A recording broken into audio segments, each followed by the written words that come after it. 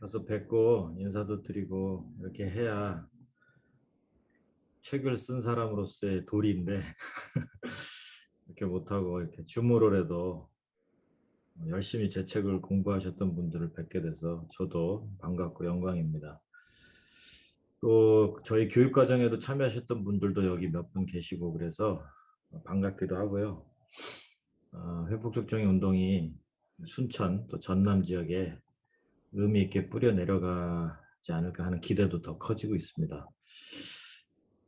그럼에도 불구하고 우리 사회는 여전히 엄벌주의에 대한 기대가 더 커지는 건 현실인 것 같아요. 이번에 그 법무장관이 발표했던 그 촉법 소년 연령 하향화 이런 것도 오늘 저녁에 저희 협회에서도 그걸로 줌 세미나가 열리는데 이런 정책들을 발표하면 국민들이 어마어마하게 지지하고 있다는 것도 참 놀라운 일입니다. 왜냐하면 이번 정부의 평균 지지율이 30%안 되고 막 이러는데도 이 엄벌 정책에 대한 대책은 80% 이상의 지지를 하고 있는 현실인 것을 보게 돼요. 그래서 참 갈 길이 멀다 하는 생각을 많이 하는데 여러분도 책을 보셔서 알지만 저희가 엄벌을 반대하는 게 사실 아니고 이런 식의 벌의 형량이나 나이를 낮추는 것이 과연 해결책이 되고 있느냐라고 하는 아주 근본적인 질문인 거죠. 그래서 전 마음은 늘 좀 안타깝습니다. 나름대로 회복적 정의 운동도 의미 있게 퍼지는 것 같이 느껴지지만 여전히 정말 아주 미미한 작은 어떤 한 조각 같은 느낌이 들 때마다 좀 어려움을 많이 겪게 돼요. 그래서 희망이 또 사라졌다가 또 여러분처럼 우리 단체 이름처럼 풀뿌리 풀뿌리 운동으로 또 회복적 정의 방향성을 잡으려고 하는 분들을 만나면 제가 희망이고 한 사람이 살면서 얼마나 많은 사람들에게 영향을 줄 수 있겠어요. 사실 우리 주변에 있는 사람들 그 몇 사람들에게 영향을 줄 수 있는 삶이면 그 자체로 고귀한 거죠. 그래서 뭐 힘든 일이 있고 좌절될 때가 느껴질 때도 같이 동행하는 사람들이 있다라는 희망으로 계속적으로 좀 했으면 좋겠습니다. 일단 제 책을 오늘 주제로 하는 거니까 일단 책을 같이 좀 볼 텐데 책이 있으신 분들은 저랑 같이 좀씩 보시고요. 없으신 분들도 제가 또 읽어드리고 이야기로 또 설명드리고 할 테니까 첫 시간은 그렇게 시작을 해보도록 하겠습니다. 그리고 두 번째 시간은 질문이나 읽으시면서 좀 더 보충이 필요했던 영역이 있으시면 알려주시면 그걸 또 제가 드릴 수 있는 답변 안에서 말씀드리겠습니다. 우선 어떤 분이 제 책을 왜 이렇게 두껍게 썼냐고 뭐라고 그러시길래 이게 쓰다 보니까 욕심이 자꾸 생겨가지고 저는 사실 책을 쓴 동기는 제가 앞에 서문에도 밝혔지만 이렇게 한 번 보는 책이 아니고 약간 그 참고서 같이 보셨으면 좋겠다 하는 마음에서 썼습니다. 회복적 정의라는 게 한 번 이렇게 교양적으로 볼 수도 있지만 특히 이제 현장에서 활동을 하시는 분들이면 더더욱이 그 많은 의문에 부딪히게 되고 심지어 스스로 또 의문을 갖게도 돼요. 그래서 그럴 때 좀 참고할 만한 길라잡이 같은 역할이 되면 좋겠다 싶어서 이제 책을 쓰다 보니까 뭐 이론에서부터 한국에서 실천하고 있는 이야기들까지 좀 쭉 망라해서 쓰게 됐습니다. 그래서 처음에는 좀 일찍 썼어야 되지 않나 생각도 했었는데 제가 책을 탈고하면서 느낌은 그래도 그간 한 20여 년간의 활동이 있었기 때문에 이것이 그냥 이론으로 끝나지 않고 현실이 될 수 있겠다라고 하는 희망이 보여줬으면 좋겠다 하는 생각으로 책을 썼고요. 제 책에서 제가 제일 자신 있게 추천드릴 수 있는 거는 목차입니다. 목차가 제일 잘 썼다 이렇게 생각을 하는데 목차를 보시면 뭐 다 보셨으니까 1, 2장까지가 이론에 대한 거고 3장이 어찌 보면 이제 그 이론이 세계적으로 어떻게 펼쳐져 왔는지에 대한 개괄적인 역사랄까 발전사 또 분야 그리고 여러분 훈련 많이 받으셨던 RC 같이 그런 이제 실천 모델들에 대한 또 소개 이런 것들을 좀 담았어요. 그래서 제가 요 1, 2, 3장은 쓸 때 그런 기대가 있었어요. 우리가 보통 이제 프로그램을 통해서 어떤 걸 접하다 보니까 시각이 되게 좁아질 수 있는데 이 시각을 좀 넓히는 계기가 되면 좋겠다. 그리고 특히 학교 현장에서 제가 봤을 때 회복이라고 하는 말이 이렇게 많이 쓰여지고는 있는데 과연 이 회복이란 단어의 의미가 뭐야 되고 또 회복적 정의라는 관점 자체를 모른 채 회복적 정의 실천을 한다라는 좀 역설적인 이야기들을 들어서 이 책을 통해서라도 좀 그 어디서 이런 사고와 생각들, 철학들이 나왔는가, 그리고 그건 어디에 기인하고 있는가 이런 것들을 좀 이해하면 좋겠다고 해서 1, 2, 3장을 썼습니다. 그래서 그렇게 보시고 4장은 사실은 별도로 쓸까 하다가 그냥 같이 넣었는데 4장이 이제 회복적 학교 이야기들이라고 볼 수 있는데 회복적 장애가 교사들을 만나면서 어떤 교육적 의미로 다가가야 되는가 하는 부분을 좀 정리해 쓴 게 4장입니다. 그리고 5장은 당사자들 이런 프로그램에 참여하면서 제가 만났던 회복적 정의를 경험했던 사람들의 당사자들 이야기를 통해서 뭐 스토리텔링처럼 쓰긴 했는데 사실 제가 기대했던 건 조정자들의 관점에서 보기를 바랬어요. 이걸 진행해가는 사람들의 관점에서 당사자들을 어떻게 우리가 이해하는가. 그 다음에 6장이 이제 제 책에선 제일 긴 장이기도 한데 그리고 제 책의 제목이기도 하고요. 한국 사회에서 회복적 정의가 어떻게 발전해 왔고 실천되고 있는가를 제가 아는 범주 안에서 정리를 해봤습니다. 그래서 그런 부분이 이제 실천 영역이고 7장이 이제 마무리 단계에서 회복적 정의의 미래 우리가 어떻게 생각하고 가야 될까. 이렇게 쓰다 보니까 뭐 아무래도 장이 좀 길어졌습니다. 여러분 목차 바로 다음 장에 용어 안내라는 게 있어요. 이 부분을 책 공부 때 아마 보시기도 했을 것 같고 안 할 수도 있는데 제가 거기에 좀 몇 가지 좀 명확하게 표현을 하고 싶은 부분이 있는데 하나는 회복적 정의냐 회복적 사법이냐 이게 문서상으로 보면 찾아보시면 이 두 가지가 다 나옵니다. 근데 어제도 제가 그 검사들 대상으로 강의가 있었는데 거기서는 일단 회복적 사법이라고 불러요. 그 저스티스를 다 사법이라고 당연히 해석을 합니다. 그런데 그들이 말하는 사법은 그 경우에는 사법 시스템을 의미하는 거죠. 근데 제가 이 회복적 정의라고 부를 때는 그 사법 시스템을 포함해서 우리가 올바르게 잘못이 발생했을 때 올바르게 바로 잡자고 하는 거니까 그 모든 개념을 정의로 다 보는 게 맞는 것 같고 그 중에 영역이 사법 영역일 때 우리가 회복적 사법이라고 부르는 게 맞다 이렇게 보고요.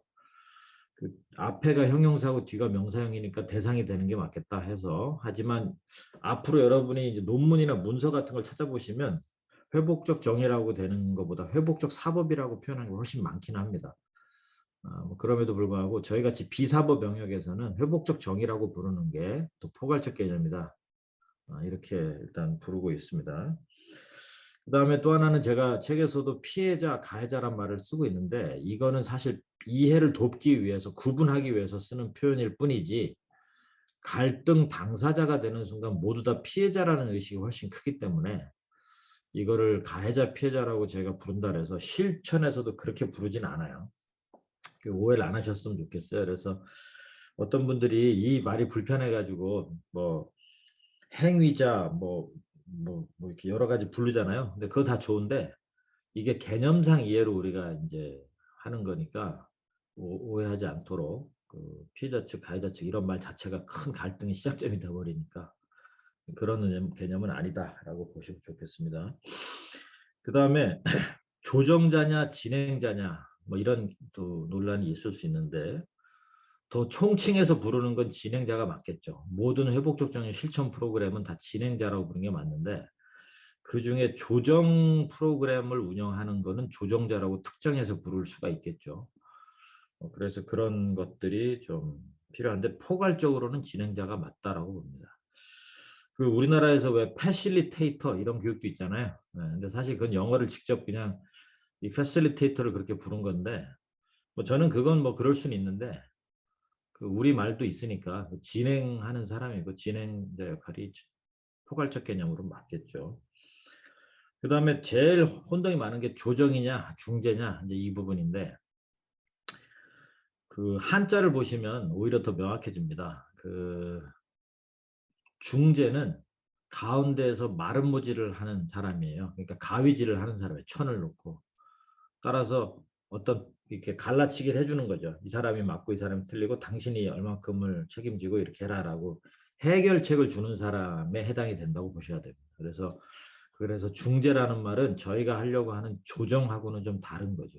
조정은 어떤 해결책을 준다기보다 그 당사자들이 해결을 해나가는데 도움을 주는 절차상의 책임자를 의미합니다. 그래서 저희는 조정자라고 부르고 조정이라는 말이 중재라는 물론 민간에서는 다 이제 우리가 일반적으로 중재선다 이렇게 하지만 그때도 가만히 보면 어떤 마을 어른들이 해결책을 제안해 주는 방식인 거죠. 이제 그거하고는 좀 개념이 다르다라고 봐야 돼서 명확히 말하면 조정이 더 맞고 중재라는 말은 저희가 하는 방식하고는 좀 어폐가 있긴 하다. 그거는 좀 구분을 해주시면 좋겠습니다. 그리고 또 하나 갈등이냐 분쟁이냐 이것도 되게 혼용돼 쓰는데 저는 여기 학교에서도 활동들 하시고 학생들 교육을 많이 하시니까 학교 폭력이라는 말이 지금 우리 사회에서 일반적으로 쓰였는데 저는 사실 요새 구분을 좀 해야 된다고 주장을 해요. 학교라는 곳은 사람이 모여 있는 곳이기 때문에 갈등이 늘 발생하는 곳이잖아요. 그래서 학교 갈등이죠. 갈등인데 그중에 갈등이 이제 어떤 사건을 통해서 충돌하고 튀어나왔을 때 그걸 우리가 분쟁이라고 많이 부르고 그중에 소위 말해서 범죄같이 누군가에게 폭력적 행위가 나오고 그걸로 피해가 발생하고 했을 때 우리가 학교 폭력이다 이렇게 불러야 되는 건데 아이러니하게도 우리는 이 모든 인간사이에 있는 갈등을 다 학교 폭력이라는 범주 안에서 다루고 있어요. 그러다 보니까 사실 시작부터가 문제가 발생하는 상황이 많이 보게 됩니다. 그래서 여기도 좀 전문적으로 일을 하시는 분들도 계시니까 학교 갈등, 학교 분쟁, 학교 폭력 이렇게 세 개를 사실 나눠서 우리가 개념을 가져야 된다고 보고요. 갈등은 저희는 갈등 전환 관점에서 봐야 된다 이렇게 봐요. 갈등 자체를 없애는 게 목표가 아니고 갈등이라고 하는 에너지를 중립적으로 보고 그걸 건강하고 평화로운 에너지가 되도록 전환하는 기회, 모멘텀을 만드는 것을 중요시 여기죠. 그래서 어떤 사건이 불거지지 않았음에도 불구하고 학생들이 안전하게 지내고 서로 관계성을 맺게 하고 이런 것들이 다 갈등 전환 관점에서 시도되는 겁니다. 근데 이런 갈등이 어떤 특정 사건을 겪으면서 분쟁으로 이제 튀어나오기 시작했을 때 이때는 저희가 말하는 조정이 대상이 되죠. 그러니까 분쟁 조정이라는 말은 명확하게 맞는 말이에요. 갈등 조정은 사실 좀 어폐가 있는 말이긴 합니다. 그래서 저는 용어상 정리를 해드리면 갈등 전환이라는 게 맞고 개념적으로 그다음에 분쟁 조정이 또 같은 붙어 있는 말이 되고 그다음에 학교 폭력이라고 했을 때는 보통 폭력은 범죄다 이렇게 되다 보니까 처벌의 대상이 되잖아요. 학교 폭력은 처벌 이런 식으로 이제 가는 게 구분해 보면 더 맞죠. 근데 이게 다 혼용돼 가지고 쓰이다 보니까 아이들끼리 흔히 있는 갈등도 학교 폭력에 따라 다뤄지는 문제 이런 게 오히려 지금 구조적으로 문제를 일으키고 있는 면입니다. 이 현상은 가만히 보면 우리 사회가 갈등이나 분쟁이나 폭력을 구분해 쓸 수 없을 만큼 인식이 되게 낮았다는 이야기죠. 그래서 지금부터라도 이 개념을 좀 정리해 갈 필요가 있고 그거에 맞는 접근 방법을 시도할 필요가 있다. 이게 좀 말씀을 꼭 드리고 싶은 부분입니다. 자,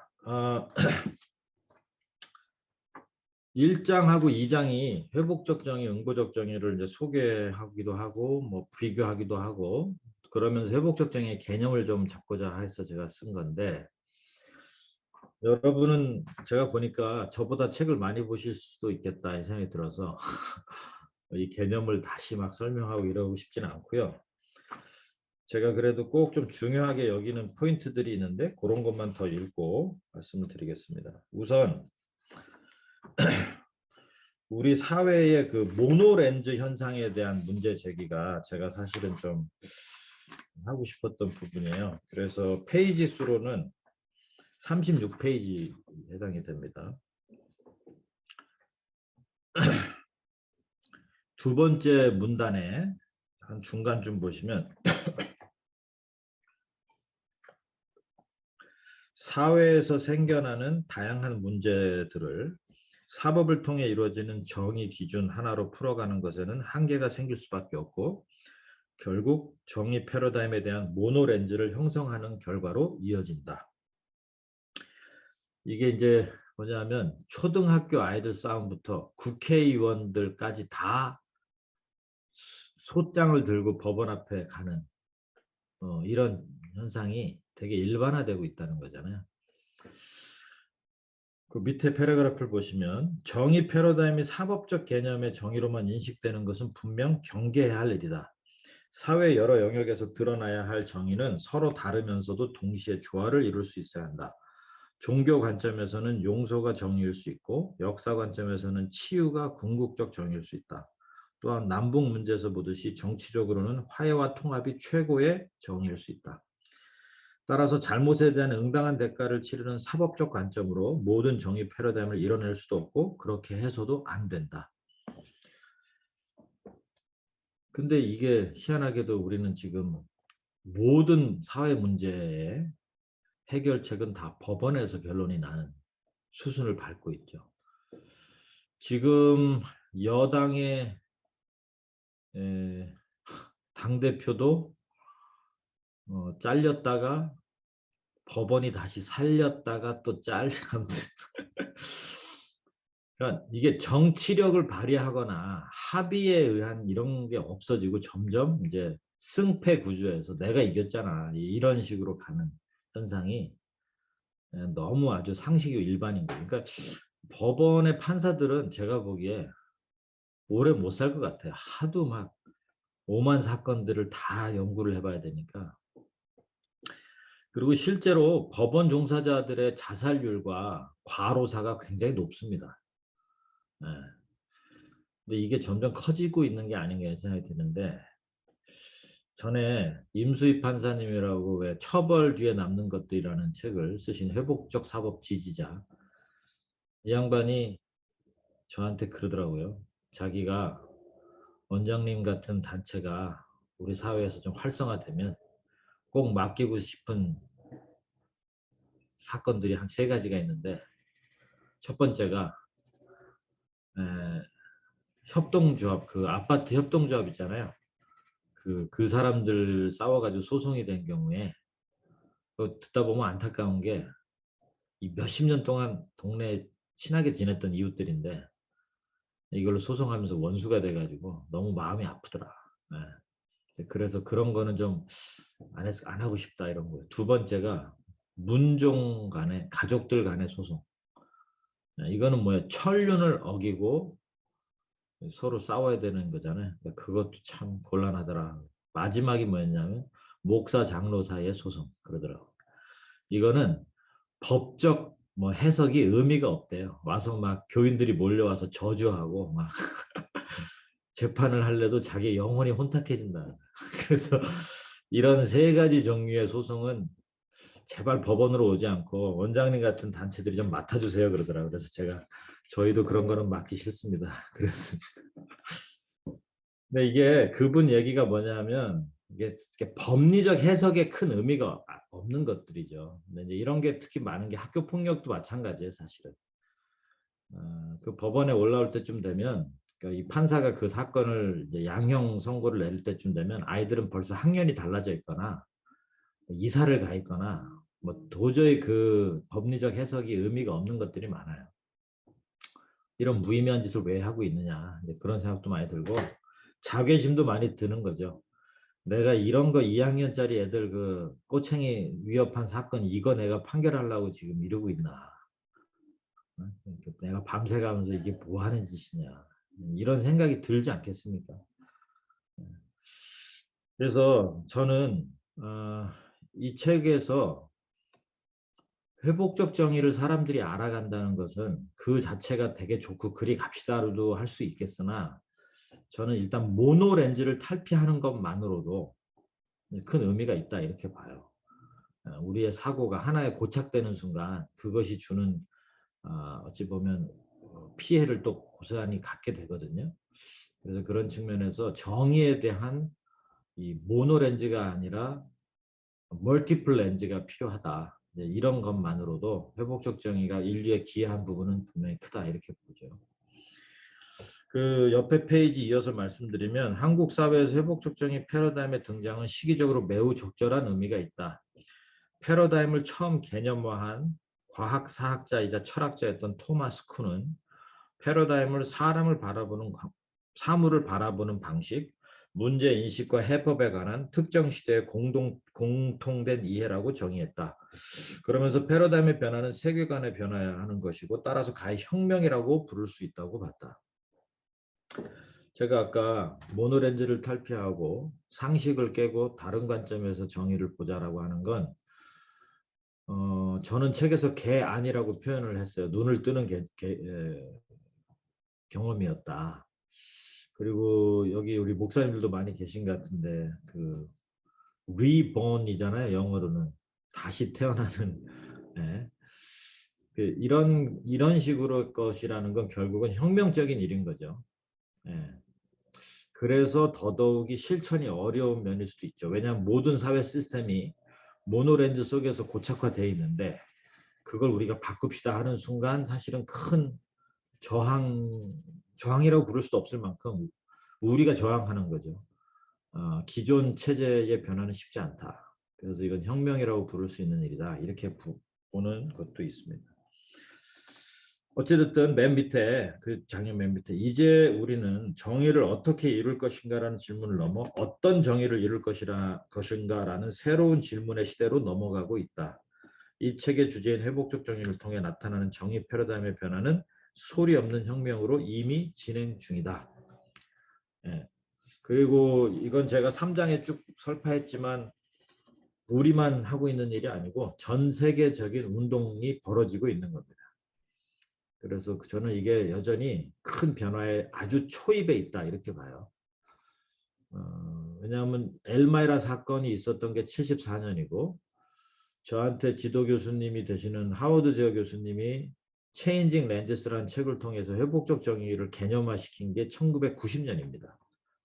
그렇게 보면 이제 30년이 조금 넘은 운동이에요. 그래서 저는 이게 뭐 얼마나 퍼져 있을까를 넘어서 이제 초입 단계에 있는 것이라고 생각이 들고 아마 우리 다음 세대로 이어지면서 소위 말해서 인류의 상식이 바뀌어가기를 바라는 거죠.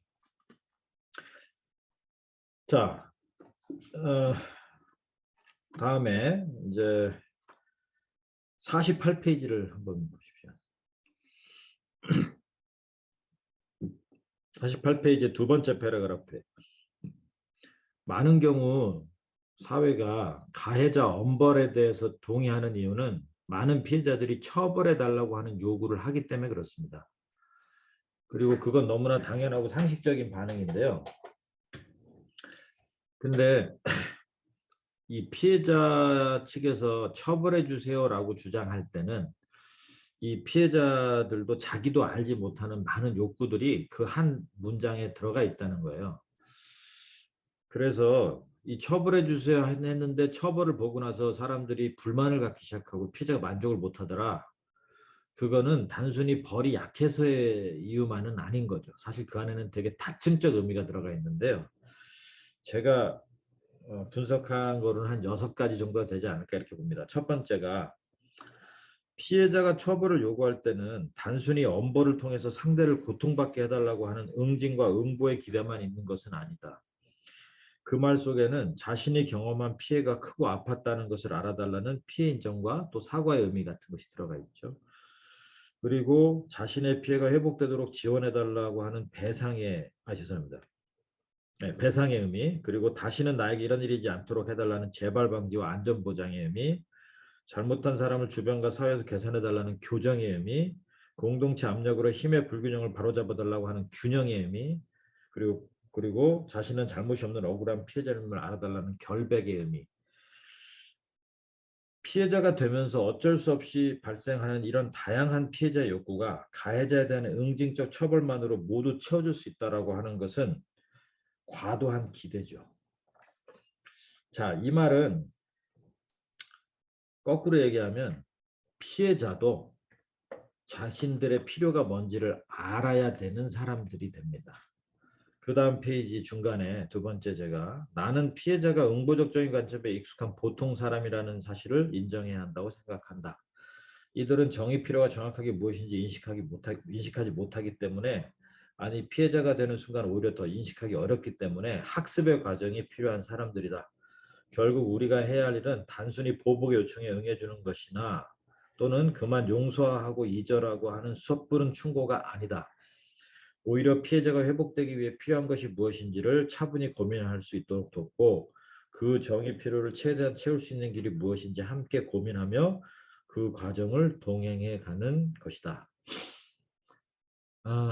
이게 참 어려워요, 현실에서는. 두 가지 때문에 그런데요. 하나는 피해자가 되는 순간 감정, 분노의 감정이 생기잖아요. 근데 이 분노의 감정은 복수심이라고 우리가 부르는 거예요. 근데 이 복수심은 자연스러운 감정이기 때문에 이 자체를 나쁘다고 해서는 안 되는 거죠. 그런데 이 복수심을 해소를 해야 되는 게 중요하다고 보거든요. 이거를 해소를 하는 방법이 상대에 가서 똑같이 응징하고 때리고 이렇게 한다고 이게 해소되냐? 그거는 나중에 그 사람에게 또 다른 마음의 부담이나 상처 그리고 그 책임에 대한 게 더 커져버리기 때문에 사실 그 방식이 제일 좋아 보이지만 여러분도 그런 거 우리 어릴 때 들은 적 있어요. 야, 너도 내가 봐줄 테니까 맞은 만큼 쟤 패. 우리 한화의 회장님도 그랬죠. 자, 이런 방식이 부모로서 마음이 편할까요?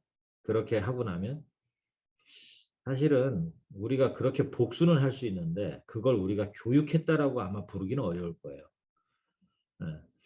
그러면 우리가 피해자가 되는 순간 진짜 보고 싶은 건 뭐냐면 상대가 자기가 한 행위에 대한 것이 잘못된 것을 알고 인식하고 있고 그것에 대해서 진짜 책임감 있는 어떤 모습으로 대응이 오고 있는가 하는 것들을 저희가 볼 때 이게 좀 제대로 그래도 해결이 되고 있구나 하면서 피해자의 소위 말해서 회복이라고 하는 여정이 시작될 수 있는데 이걸 단순히 가서 같이 보복하자고 한다고 해서 그런 심리적인 게 해결이 안 되는 경우가 많아요. 그래서 저는 피해자를 우리가 돕는다라고 할 때 이 감정적인 부분, 복수심의 해소라고 하는 것을 무시할 수는 없는데 그 복수심의 해소가 반드시 응징이다라고 생각할 필요는 없다. 그걸 다른 방식이 가능하다라고 보는 거고. 그다음에 두 번째 어려움은 뭐냐면 여러분 이런 경험 있을지 모르겠는데 피해자가 되면 제일 열받는 게 언제냐면 도대체 상대가 지금 뭐를 하고 있을까? 어떤 그 정보가 없을 때예요. 지금 반성을 하고 있는 건지, 지금 뭐 대책을 마련하고 있는 건지, 뭐 처벌이 이루어질 건지, 이런 시간이 하루 이틀 가다 보면 피해자들은 계속 불안해지고 상대가 또는 뭐 학교가 뭐 법원이 뭘 하고 있나 이런 것들이 불확실해지다 보니까 그런 것들이 이제 큰 분노로 작동을 하게 됩니다. 결국은 이 정보의 공유 또는 소통이라고 하는 부분이 피해자의 필요 채우는 데 있어서는 굉장히 중요해요. 초반에.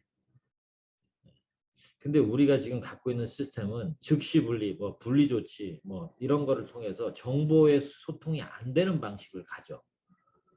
그러다 보니까 가해자가 가해 측에서 반성하고 책임질 의사가 있고 마음을 아무리 먹더라도 그것이 전달될 될 때쯤에는 피해자는 이미 다 뚜껑이 열려 있거나 뭐 더 어찌 보면 피해가 증폭이 되어 있는 상황일 확률이 아주 높습니다. 그래서 이 시기를 놓쳐버리는 현상 때문에 피해자가 또다시 재피해자 과정을 많이 가게 된다는 거죠.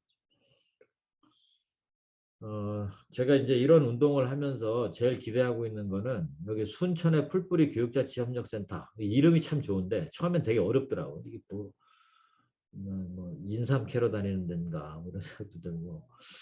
이 근데 이런 뭐예요? 바로 그 지역 사회에 아주 가까운 곳에 초기에 문제 해결에 도움을 줄 수 있는 사람들이 있어야 된다는 거예요.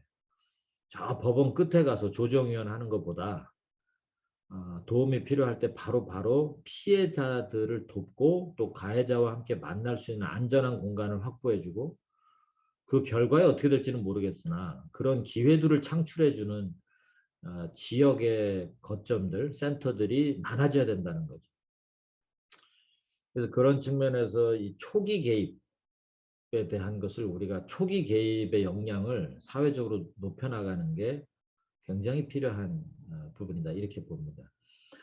그래서 여러분 이게 좀 오해가 안 됐으면 좋겠는데 제가 말하는 피해자도 교육이 필요하고 피해자도 훈련이 필요하다라는 것은 그분들이 여러분 준비된 피해자는 없잖아요, 세상에.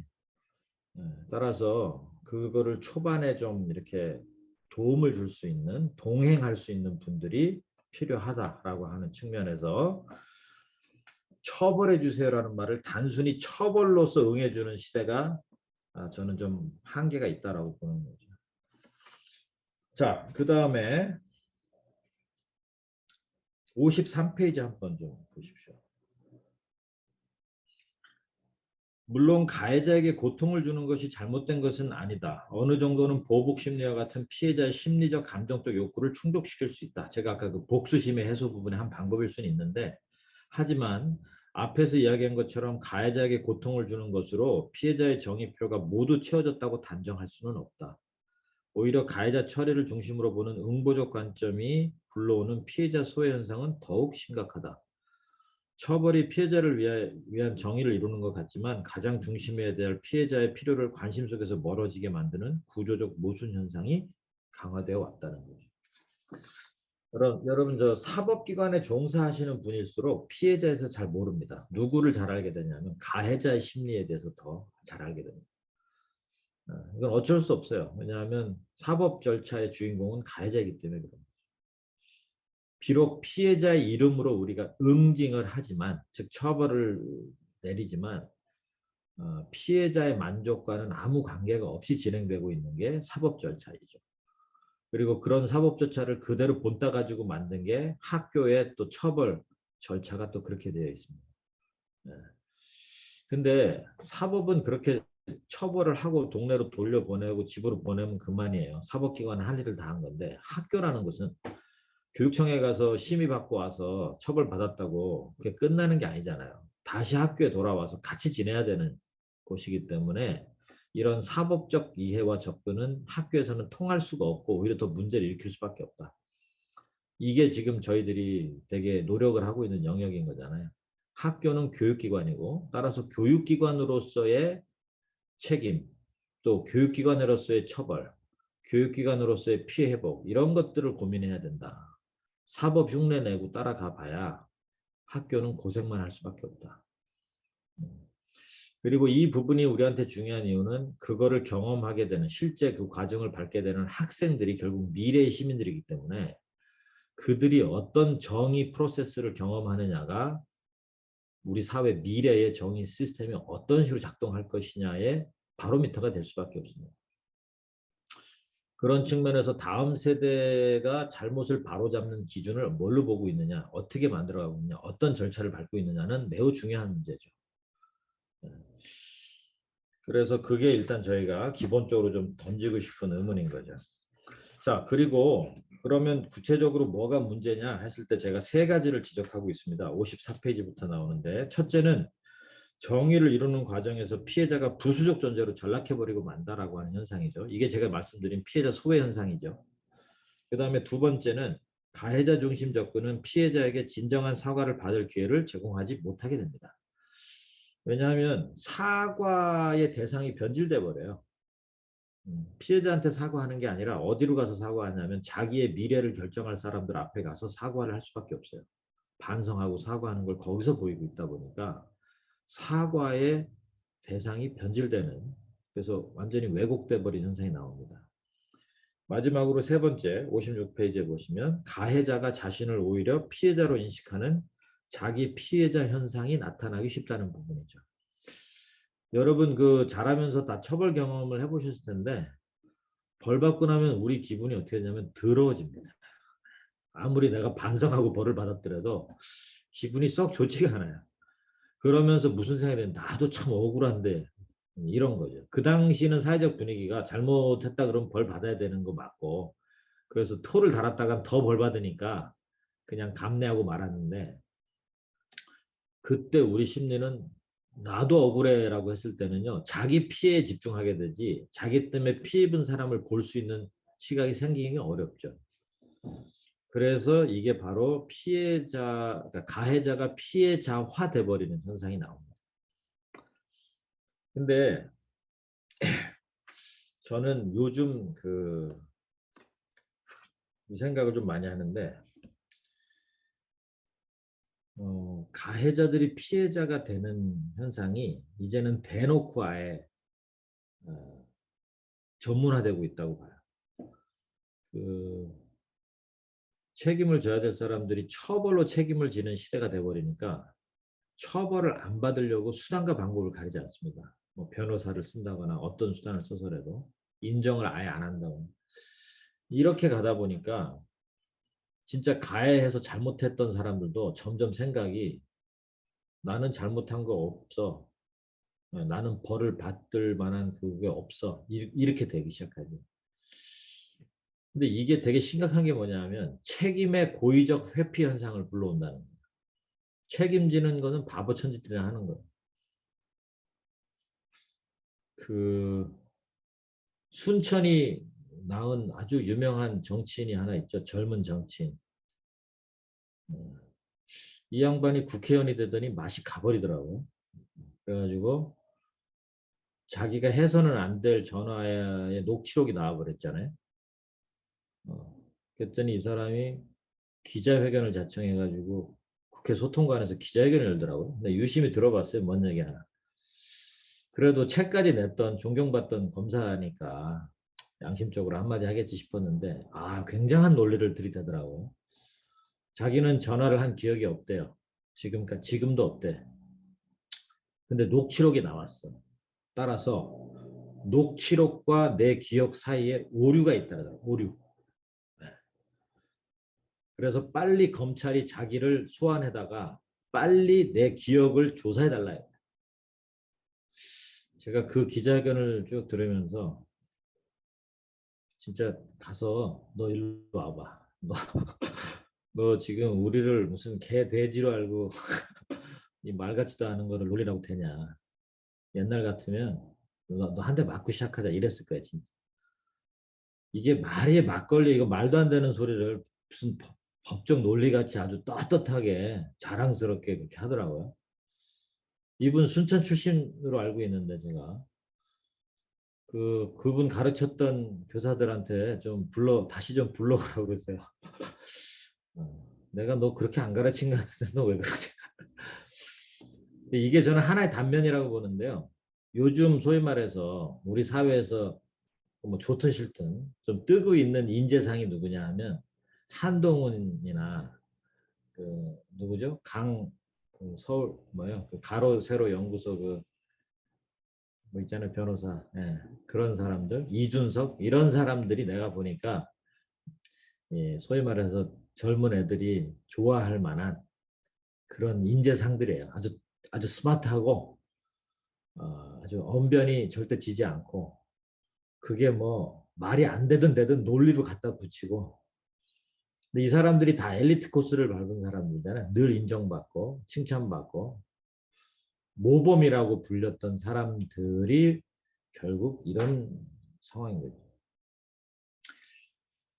저는 제가 아까 모노렌즈의 문제점 말씀드렸지만 잘못을 해도 사법기관이 그거를 뭐 기소를 안 해버리거나 결과가 뒤집혀 버리면 그 사람들은 그때부터는 정의로운 게 뭔지가 개념 자체가 이제 완전 혼동을 시켜버려요. 네. 이런 세상으로 우리가 가고 있기 때문에 저는 지금부터 우리는 아이들 잘못했을 때 야단치면 안 됩니다. 우리가 그러잖아요. 어린 놈이 어서 거짓말하고 이 자식이 지금 뭐 네가 잘했어? 막 이런 야단을 치는데 그러면 안 돼요. 그렇게 했다가 걔네들이 우리한테 뭐라 그러겠어? 니네나 잘해라 이렇게 하겠죠. 니네는 온갖 말도 안 되는 소리를 갖다 붙이면서 정당화시키면서 왜 나한테 뭐라 그래? 결국 불의한 사회는요. 다음 세대를 가르칠 수 있는 도덕적 기반이 무너지는 거예요. 이게 지금 우리 시대 가장 큰 위기죠. 그 뭐 나 법적 책임 없잖아. 이렇게 간다고 그게 해결될 문제가 아니에요. 그래서 제가 요 앞에 이 응보적 정의의 한계가 바로 이런 굉장히 모순적인 사회를 만들어가 버리는 현상이라고 보는 겁니다. 자, 뭐 아무튼 그럼 뭐 제가 뭐 얘기 안 드려도 알 것 같고 혹시 여러분 이거 지나갔을까 봐 제가 한번 말씀드렸는데 64페이지 보시면 그 외에도 아주 현실적 문제가 하나 있는데요. 그게 뭐냐면 우리나라는 그 교정 시설이 포화 상태인 나라입니다. 쉽게 말씀드리면 한 100명 가둘 수 있는 시설에 120명 가둬놓은 사회예요. 그러면 근데 이분들이 다 누가 들어가 있냐 하면 진짜 우리가 말하는 흉악범들이 아니고 IMF 이후에 경제사범들이 제일 많이 들어가 있어요. 예. 이 사람들도 물론 벌은 받아야 되는데 이 사람들은 이렇게 가둬놓고 있는다고 해서 해결될 문제는 아닌데요. 차라리 그 시간에 돈을 벌어서 빚을 갚아야지. 거기서 몸으로 때운다고 피해자가 뭐 돈이 돌아오겠습니까? 뭐가 들어오겠습니까? 근데 어쨌든 간에 제가 말씀드리고 싶은 거는 자, 100명이 들어가 있을 곳에 120명이 들어가 있으면요. 해결책은 딱 하나입니다. 시설을 확대해야 돼요. 그런데 교도소 늘리겠다고 하면 그 교도소 지려고 하는 땅에 인근의 주민들이 환영을 할까요? 결사반대합니다. 그래가지고 이 시설을 더 확충을 못하고 있어요. 자, 그러면 우리는 모순에 빠집니다. 굉장히 많은 시민들이, 국민들이 뭘 지지하냐? 더 많이, 더 오랫동안 보내라. 이게 엄벌주의에 다 지지하는 거잖아요. 그러면 자기 동네 교도소 만드는 거 환영해야죠. 80% 이상이 대환영해야지 이게 맞는 얘기인데 이건 또 희한한 현상이 벌어지는 거죠. 또 하나 여러분 아까 말씀드린 14세를 12세로 낮추면 1년에 몇백에서 몇천 명의 청소년들이 어린 나이에는 초등학교 6학년입니다. 그런 친구들이 전과가 생기고 소년원까지 갔다 올 수 있어요. 자, 소년원을 갔다 온 아이들이 학교로 돌아오겠다 그러면 학교에서는 걔네들 프랜카드 붙이고 환영해요? 아마 며칠씩 대책 회의 열 겁니다. 이거 얘 어떻게 해야 되냐? 누가 맡아야 되냐? 어느 반으로 가야 되냐? 선생님들은 막 머리 싸매고 고민할 거고 걔 담임 맡는 선생님은 아마 잘 모르긴 몰라도 100일 기도 뭐 이런 거 들어갈 거예요. 그러면 학부모들은 어떠냐? 그런 애가 우리 학교로 온단다 하는 순간 부모들은 난리 납니다. 서로 막 이게 웬일이냐고 쳐들어올 거예요. 자, 그러면 여러분 더 어린 나이에 더 많이 보내자가 우리 국민들의 대부분의 지지인데 그러면 걔네들 돌아왔을 때 환영해야 될 거 아니에요. 환영은 안 하더라도 최소한 아무 소리는 하지 말아야지. 그럼 어떻게 하자는 거야? 머스크한테 부탁해서 우주로 보내버리자는 거예요? 어떻게 하자? 이게 저는 어떻게 생각하냐면 우리 사회가 닭이나 꿩 같은 생각이 드는 거예요. 여러분 닭은 위협이 오면 어떻게 해요? 머리를 딱 쳐박고 자기는 안전하다 이렇게 생각하잖아요. 당장 내 눈에서 사라지면 끝난 것처럼 생각하지만 그 소년들의 100%는 사회로 다 돌아옵니다. 저는 이렇게 근시안적이고 1차적 차원에서만 문제 해결을 하고 있기 때문에 우리 사회는 더 안전하고 평화롭지 않은 사회로 가고 있는 거예요. 이거는 쌍수 들고 반대해야 돼요, 국민들이. 근데 지금 쌍수 들고 환영하고 있는 현실이라는 게 제가 아까 너무나 이 모노렌즈에 익숙해져 있고 세상을 보는 관점이 하나밖에 없다 보니까 그 피해를 고스란히 우리가 보면서도 그걸 박수를 치고 있는 거예요. 여러분도 순천에서 이런 활동 하시니까 어, 하루에 2시간씩 카페에 가가지고 다단계식으로 이 왜 문제인지 이거를 자꾸 얘기를 해야 됩니다. 그래서 시민들의 의식이 자꾸 바뀔 수 있도록 여러분 그 사이비가 왜 이렇게 발전하는 줄 아세요? 다 다단계식을 가기 때문에. 커피 사주고 밥 사주고 이러면서 계속 하다가 본질로 딱 돌아가요.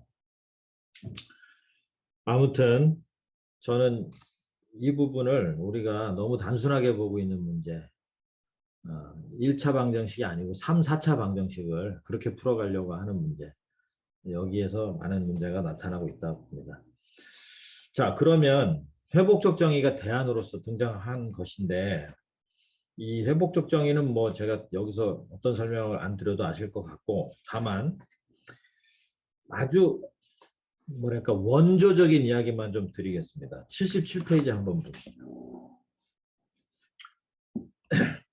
77페이지 보시면 회복적 정의 아버지라고 부르는 하워드 제어 교수님은 회복적 정의를 어떻게 규정했냐면, 정의를 이루기 위한 하나의 패러다임이자 방식, 즉 뭐예요? 관점이자 방법론이죠. 어떤 잘못 또는 범죄에 연관이 있는 가능한 모든 사람들이 잘못을 바로잡고 피해가 최대한 치유되도록 함께 피해와 필요를 확인하고 책임과 의무를 규명해가는 일련의 모든 과정을 회복적 정의다, 이렇게 불렀습니다. 그 다음 페이지, UN에서 2006년도에 나온 회복적 사법 프로그램 핸드북에서, 여기서는 회복적 개념을 진화하는 개념으로 working definition이라고 해가지고 불렀는데, 회복적 절차란 범죄로 영향을 받은 피해자와 가해자, 그리고 만약 적절하다면 연관된 사람들과 공동체가 함께 모여서 전문 진행자의 도움을 받아 범죄로 야기된 문제들의 해결책을 적극적으로 만들어가는 과정이라고 규정을 했습니다. 이 외에도 뭐 몇 사람이 나름대로 규정을 넣었는데, 이게 좀 세계적으로 받아들이고 있는 대표적인 이 두 데피니션을 제가 여기다 썼어요. 그러면서 79페이지에서 이 두 개념이 공통적으로 강조하고 있는 지점이 몇 가지가 있습니다. 그게 회복적 정의의 핵심이라고 보셔야 되는데, 첫 번째는 잘못된 행동 또는 범죄가 피해자를 포함한 많은 사람들에게 피해를 주는 행위라는 사실을 우선적으로 표현하고 있다는 점입니다. 기존 사법에서는 가해와 가해자에 대한 처리가 사법의 중심이었다면, 회복적 정의는 피해자 중심 관점을 분명히 선언하고 있는 거죠. 자, 경남의 사무관으로 간 그 강기명 박사라고 있는데, 이 사람이 그 성대에서 법학 석사 박사를 다 회복적 사법 논문을 썼어요. 그래서 제가 석사 때부터 좀 알게 됐는데, 이 양반이 이제 자리를 못 잡아요. 회복적 사법 전공하면 법조계에서 자리 잡을 데가 없어요. 그래가지고 여기저기 떠다니다가 경남교육청에 성인지 그 교육하고 하는 그 사무관 자리가 나니까 글이 들어갔어요. 가면서 저한테 뭐라 그랬냐, 내가 왜 교육청을 갑자기 가냐 지방으로, 그랬더니 자기가 가면 회복적 정의를 좀 교육하고 싶은데, 아주 간단히 말하면 사과하는 법을 다르게 하는 학생들을 교육하고 싶다, 이렇게 얘기하더라고요. 그때 말하는 사과하는 법이 달라진다는 건 어떤 의미냐. 자, 어떤 애가 지나가다가 실수로 발을 밟았어요. 그러면 야, 발 밟아서 미안해, 이렇게 얘기했다. 그러면 이거는 응보적 정의를 아는 애의 사과 방식이다. 회복적 정의를 배운 아이들은 발을 밟아서 너 아프게 해서 미안해 라고 사과할 수 있어야 된다. 여러분 이해 가시죠? 이게 어떤 의미인지. 이 첫 번째에서 뭐라고 했냐면, 잘못한 행동은 법을 어긴 행위고, 따라서 그 잘못된 행위는 처벌의 대상이 돼야 된다는 게 응보적 정의의 데피니션이죠. 그런데 회복적 정의에서는 잘못된 행위는 피해를 주는 행위고, 따라서 이 피해를 회복하는 책임과 책무를 만든다라고 보는 거죠. 그래서 과연 문제가 뭐냐라고 우리가 했을 때, 문제 행동으로 볼 것이냐, 문제 행동이 일으킨 피해와 영향으로 볼 것이냐의 차이가 큰 거죠.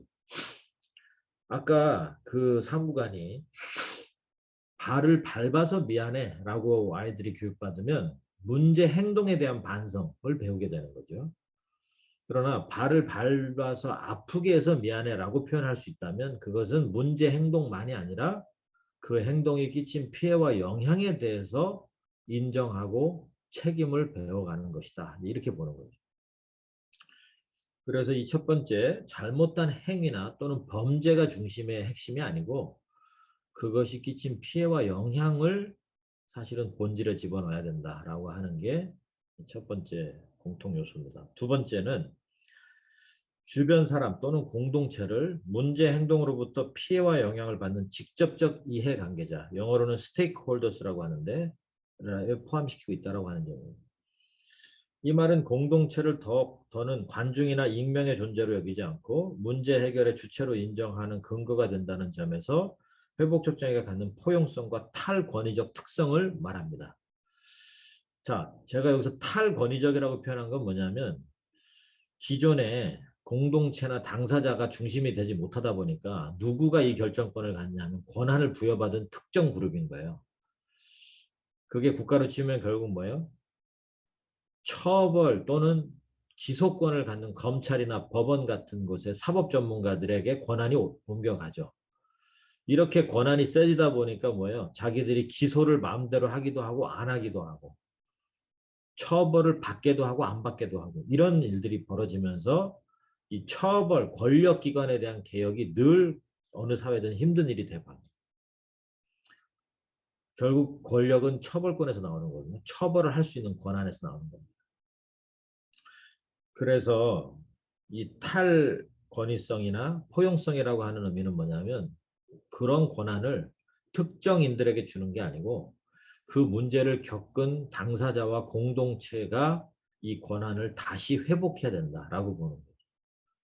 그래서 이 당사자로 직접 이 피해자와 공동체를 집어넣었다라고 하는 것은 큰 의미가 있다. 세 번째, 잘못을 바로잡는 정의의 과정이 여전히 회복적 정의의 중심에 있다라는 것입니다. 책임에 대한 논의는 회복적 정의 실천 과정에서 늘 중요한 핵심 사항이죠. 당사자들이 함께 만들어가는 책임이란 점은 피해 회복에 더 직접적이고 실질적인 책임에 대한 것임을 의미합니다. 따라서 회복적 정의 과정이 가해자에게 책임을 묻지 않고 면죄부를 준다라고 하는 오해를 불식시킬 수 있어요. 자, 회복적 정의를 이해하실 때요. 오해하지 말아야 될 게 회복이라는 말에 너무 꽂혀버려요. 회복적 정의는 50대 50입니다. 회복이란 말이 50이고 정의라는 말이 50인 거예요. 다르게 표현하면 정의라는 절차를 통해서 회복이라는 목표를 향해 가는 것이다. 이렇게 봐야 됩니다. 근데 제가 전에 만났던 어떤 선생님 그룹이 저를 알아보면서 한 분이 반갑게 저한테 와서 인사를 하니까 옆에 분들이 누구냐라고 물어보는 것 같아요. 저 사람이 누구냐? 그러니까 이 사람이 회복 있잖아. 회복 그러더라고요. 그러니까 사람들이 회복 그러더라고요. 그래서 무슨 내가 개 이름도 아니고 회복이라고 이렇게 하더라고요. 그래서 상당히 좀 그랬는데 더 황당했던 게 뭐냐면 정식으로 소개한다면서 이분이 한국 회복적 정의 운동의 앞잡이셔 그러더라고요. 그래서 내가 살면서 앞잡이란 말은 또 처음 들어봤거든요. 뭐 일제 앞잡이는 들어봤어도 회복적 정의 운동 앞잡이라 해서 내가 아무튼 기분이 이상했는데 나중에 어느 모임에 갔다가 이름표에다가 별칭을 쓰라더라고. 이름 쓰지 마. 그래갖고 제가 회복적 정의 앞잡이 이렇게 쓰게 됐어요. 이게 나쁜 말은 아닌 것 같다라는 생각이 드는데 그때 제가 얘기 들으면서 이게 선생님들 사이에서 회복적 생활교육이나 회복적 정의가 그냥 회복으로 통하더라고. 회복.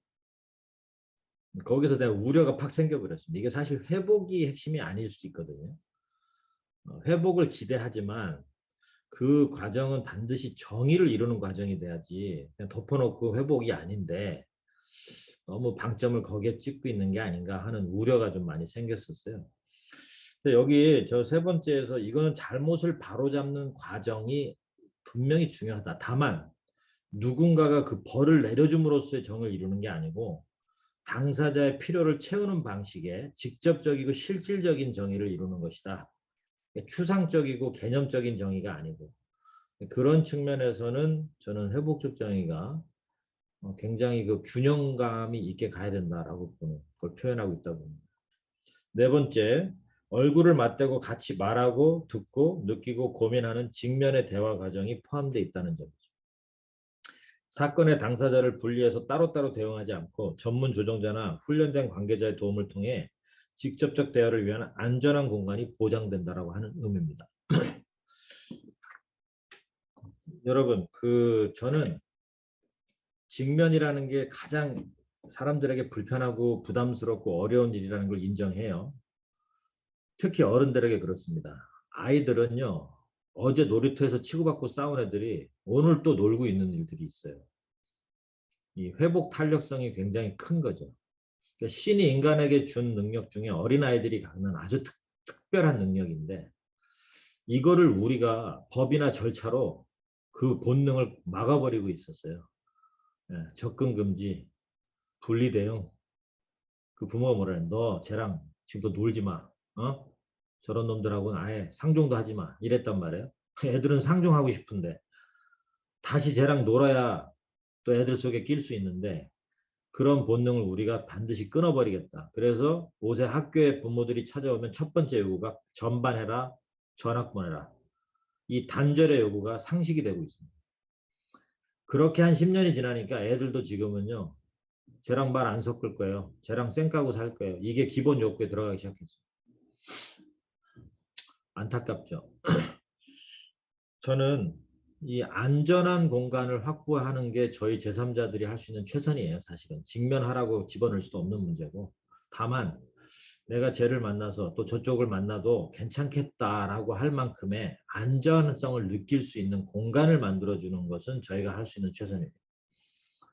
그 결론이 어찌 날지 모르겠으나, 그래서 이 세이프 스페이스를 만드는 역할이 소위 말해서 뭐 우리가 전문가라고 부른다면 결국 그거에 대한 전문성이라고 보셔야 돼요.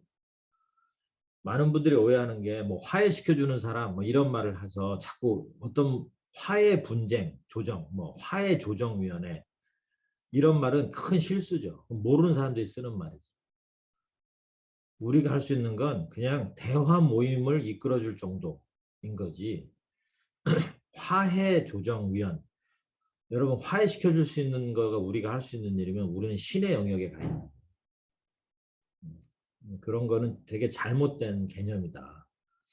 좋은 말 같으나 절대 좋은 말이 될 수 없는 거고 조심해야 되는 단어인데, 아무튼 직면의 과정을 회복적 정의는 되게 중요시 여긴다는. 마지막으로 다섯 번째는 결과보다는 과정 중심이라고 하는 부분을 저희가 간과해서는 안 됩니다.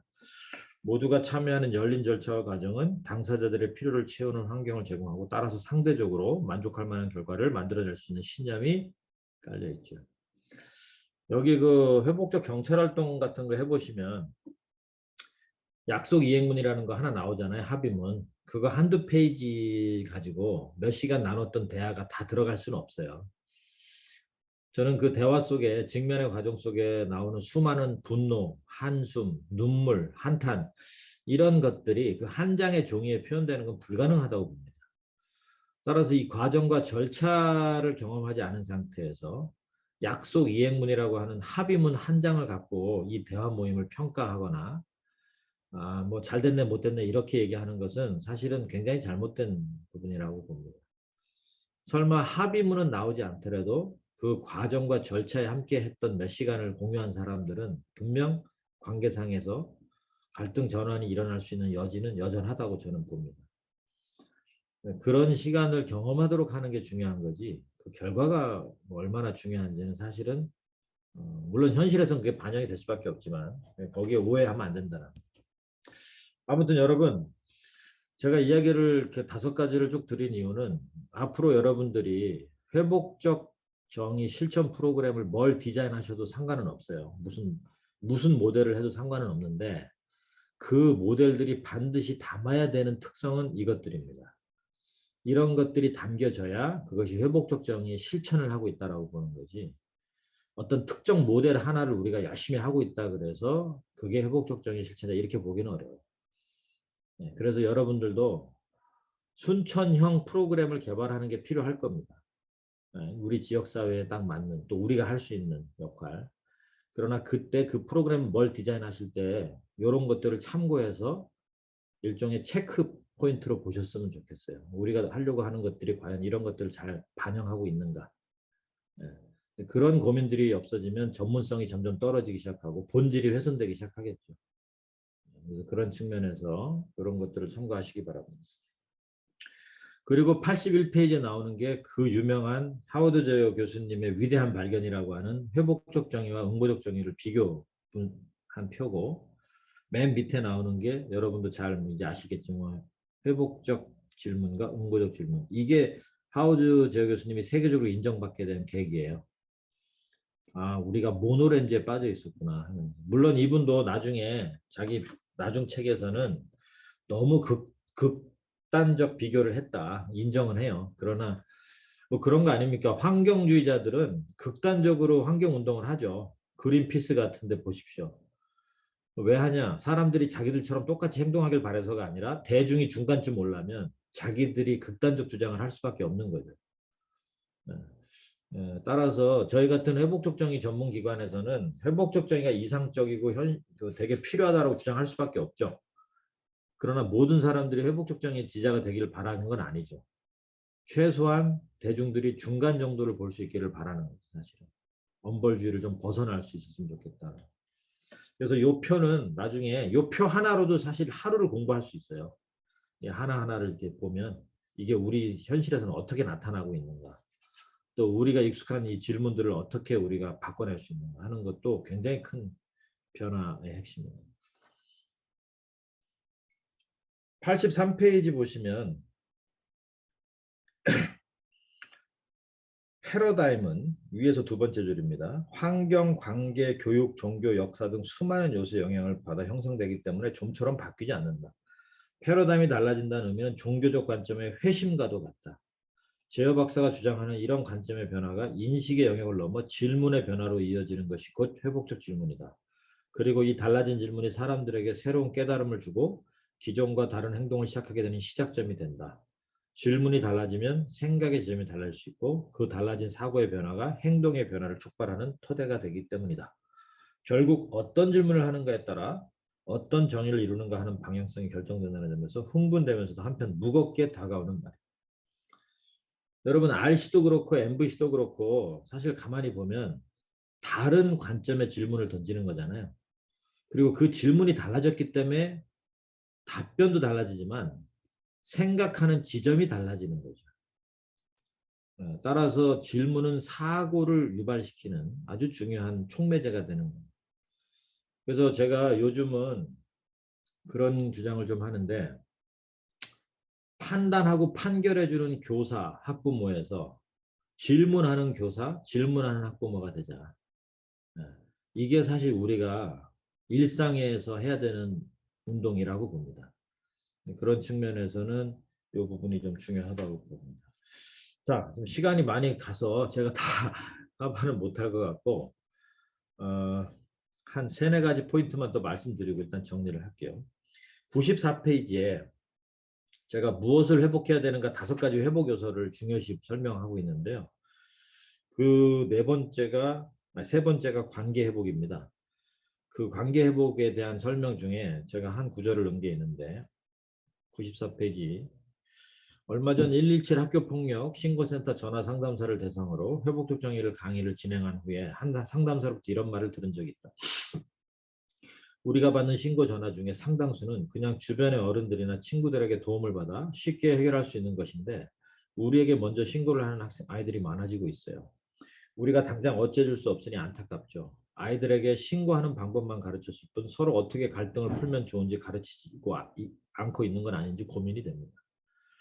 이런 문화가 더 심해지기 전에 이제라도 초등학교에서부터 다시 가르쳐야 할 주제는 준법을 넘어선 관계의 기술, 사람의 기술이지 않을까. 북미 원주민 모학적의 언어인 카이엔케아에는 법과 정의란 단어가 없다고 한다. 가장 가깝게 번역될 수 있는 말이 함께 잘 사는 방법이라고 한다.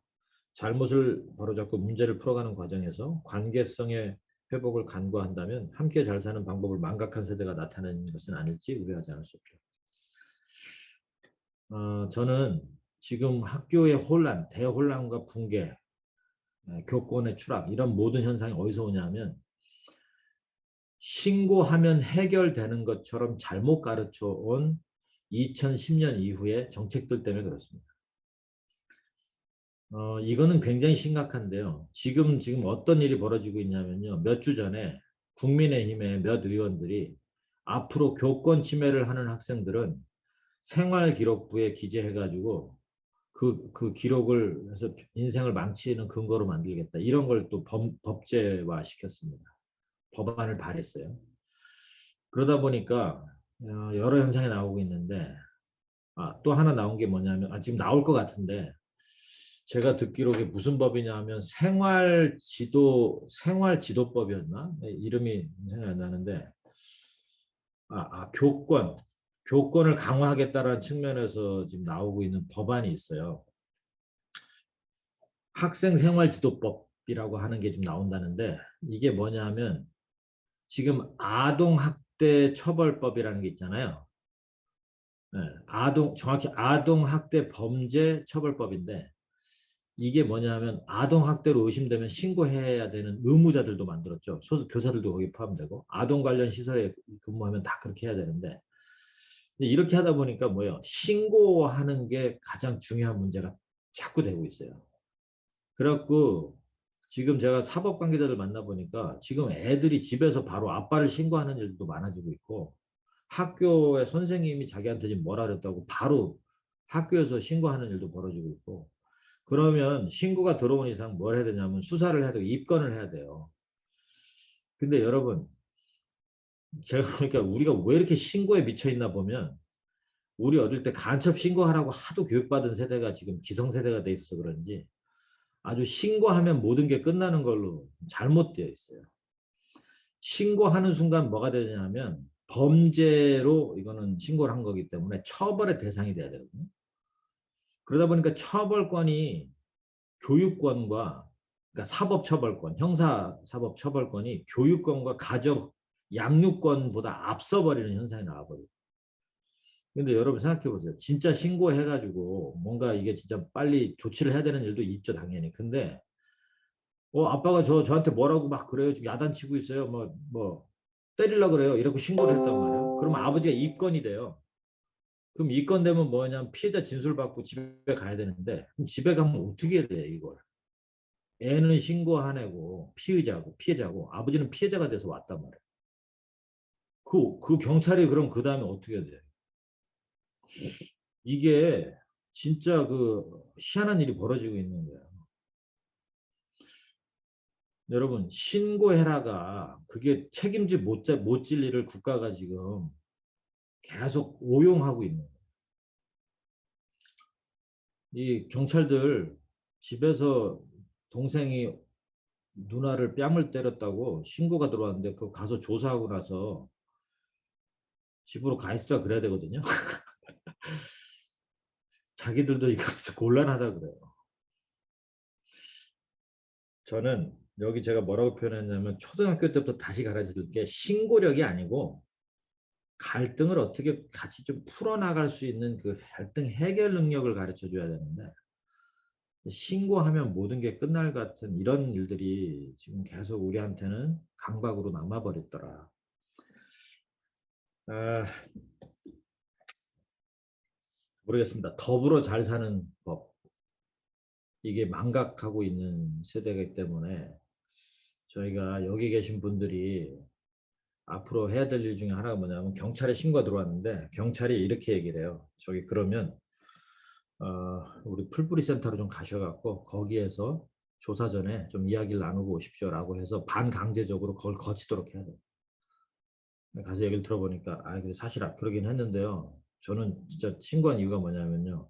아빠가 저한테 자꾸 뭐라고 그래서 그게 좀 싫어요. 그러면 뭐 아버지하고 대화를 해보자. 뭔지. 그래갖고 아버지하고 아이가 대화를 하는데 이웃이 도와주는 정도 선에서 가야지, 이걸 경찰에 신고해서 입건시켜갖고 해결될 수 있는 문제가 아니거든요.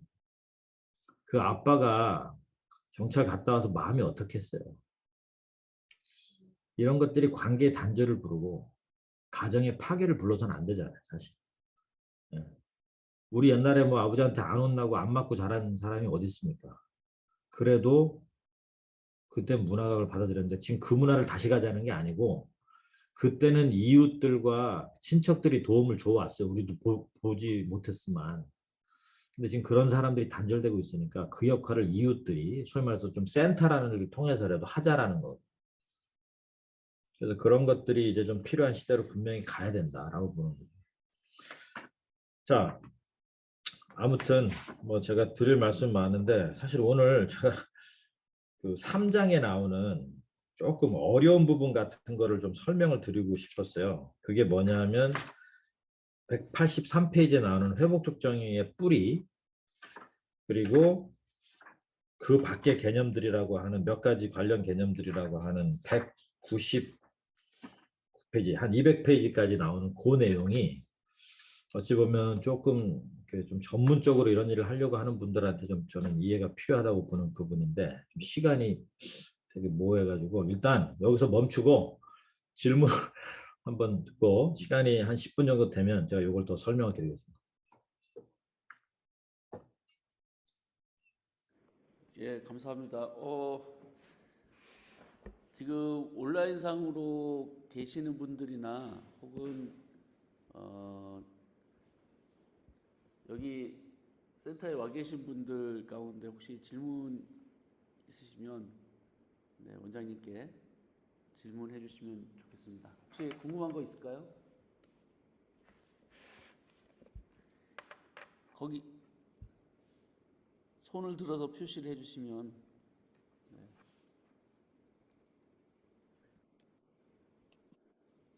수줍은 학생들이 많으시군요. 누가 손 들었나요? 라운저나 안경을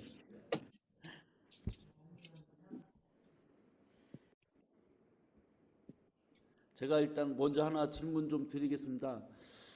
그 이제 뒷부분에 보니까 회복적 역사를 광주 5.18 어, 여순 4.3 그 광주 베트남 이렇게 사례 다루신 거 보고 또 제가 관련 기사 단체 들어가서 또 내용도 찾아보고 했는데 참 의미 있고 가치 있는 일이라고 생각이 됐습니다. 저희 순천에서도 이제 마을교육과정 가운데 올해의 여순 사건을 마을교육과정으로 하면서 역사 선생님이나 또 다양한 그 마을교육 활동가들 이런 분들이 모여서 여순 사건을 중심으로 한 마을교육과정을 만들고 있는데 그 5개 이제 꼭지 중에 한 꼭지가 회복적 정의에 기반한 수업 내용이 되도록 하자 이렇게 이제 얘기가 됐어요.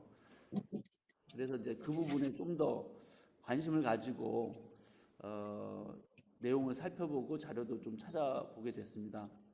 여순 사건이 이제 그 특별법도 발의가 되고 진상 조사가 이루어지고 이렇게 과정이 있는데 회복적 정의 개념 회복적 정의를 기반으로 해서 이런 역사적 그런 상처를 치유하는 데 있어서 어떤 역할들이 좀 더 필요할지 아니면 어, 책에서 광주에서 있었던 사례를 좀 잘 설명해 주셨는데 그와 함께 좀 더 이야기하시고 싶은 것들이 혹시 있으신지 좀 말씀하시고 싶은 게 있으면 이야기해 주시면 좋겠습니다. 네. 사실 그 역사 문제에 있어서 회복적 접근은 아마 미래에 갈수록 더 필요성을 얘기할 것 같아요. 왜냐하면 저희가 전범 재판이나 국제 형사 재판소 같은 이런 것들만 이제 알았었잖아요. 과거사 청산에 대해서. 그러다가 남아공의 TRC 진실과 화해위원회를 보면서 이 과거사 청산에 좀 다른 관점의 접근이 가능하다라고 본 건데요. 어, 저는 전에 제가 이제 우리나라는 아니고 국제 프로그램을 할 때 일본, 중국, 뭐 대만 이런 그룹들하고 하면서 저희가 두 개를 비교한 적이 있습니다. 그 도쿄 전범 재판 46년, 47년 그때 있었던 거하고 96년 이후에 발생했던 그 진실과 화해위원회 남아공의 이 두 개를 비교하면서 이쪽에는 있는데 저쪽에는 없는 게 뭔가 이런 걸 우리가 그 참가자들하고 이제 논의를 한 적이 있어요. 저희가 숙제를 줬는데 여러분도 다큐멘터리를 혼자 보신 경험이 있으시면 한번 이렇게 비교해 보면 도쿄 전범 재판에는 피해자가 없습니다. 음, 거기에는 그 처벌 대상인 가해자들과 또 그 처벌 권한을 가진 판사, 검사, 변호사 이런 사람들이 있고 그 판사들 중에도 한 명만 중국 판사고 나머지는 다 승전국 서양 국가들의 판사들이죠. 그래서 이거를 우리가 victors justice라 그래가지고 승자들의 정의라고 불러요. 음, 되게 아이러니한 거죠. 일본의 최대 피해자인 한국이나 뭐 기타 아시아 국가들은 다 소외된 채 피해자가 없는 재판이 벌어진 거죠. 대부분 그게 형사 재판의 특성이기도 하고. 그러다 보니까 또 뭐가 없냐? 눈물이 없고 회개와 반성이 없습니다. 부인하고 부정하고 나는 위에서 시켰다. 그 위라는 건 또 천황으로 몰고 가고 천황은 처벌 대상에서 아예 빠져 있었고. 근데 이런 소위 말해서 바게닝이 진행됐기 때문에 그거는 우리가 과거사 청산이라고 전혀 느낄 수 없는 우리 입장에서. 그러다 보니까 정리되지 않은 역사 때문에 우리 동북아는 여전히 그 갈등의 씨앗을 아주 크게 안고 있죠. 그러니까 저는 그런 것들을 하나의 좀 이렇게 관점으로 보기 시작하면 여순 사건도 저는 이제 그런 어떤 기준을 만들어가는 게 필요하다고 봅니다. 여순 사건을 우리가 과거사 청산이라고 부를지 모르겠지만 과거사를 우리가 바라보는 관점에서 과연 어떤 것들이 빠져 있었는가라고 하는 것에서부터 저는 출발점이 나올 수 있다고 봐요. 그래서 저는 여전히 뭐냐면 당사자나 그 후손들이 있는 입장에서 이거를 뭐 일방적으로 어떻게 주장하기는 어려울 거예요. 그러나 아까 말씀드린 이걸 교육적 접근으로 다시 한번 바라본다면 저는 회복적 정의가 이 역사 문제에 있어서 던졌던 이슈들이 결국 이런 거거든요. 피해자의 자리가 있어야 된다. 목소리가 들어가야 된다. 그리고 진실을 밝히는 것이 시작점이 돼야 되지 처벌이나 책임이 우선순위가 돼서는 안 된다. 그리고 또 하나는 궁극적으로는 이런 경험을 통해서 우리가 어떻게 기억되고 싶은 지역인가 또는 4.3이라는 것이 우리 현대사에 어떤 교훈을 준 것인가에 대한 평가도 이런 순차적인 그 무엇이 빠졌는가라고 하는 측면에서 다시 한번 재조명이 좀 됐으면 좋겠다는 생각이 들어요. 저는 그런 측면에서 회복적 정의 자체를 먼저 연구하고 공부하고 그것이 역사적으로 과거 청산에 적용됐던 사례들을 몇 가지를 좀 공부를 하다 보면 이 4.3 문제도 우리가 어떻게 접근할 수 있을까 하는 지혜가 또다시 더 강화될 수 있다고 보거든요.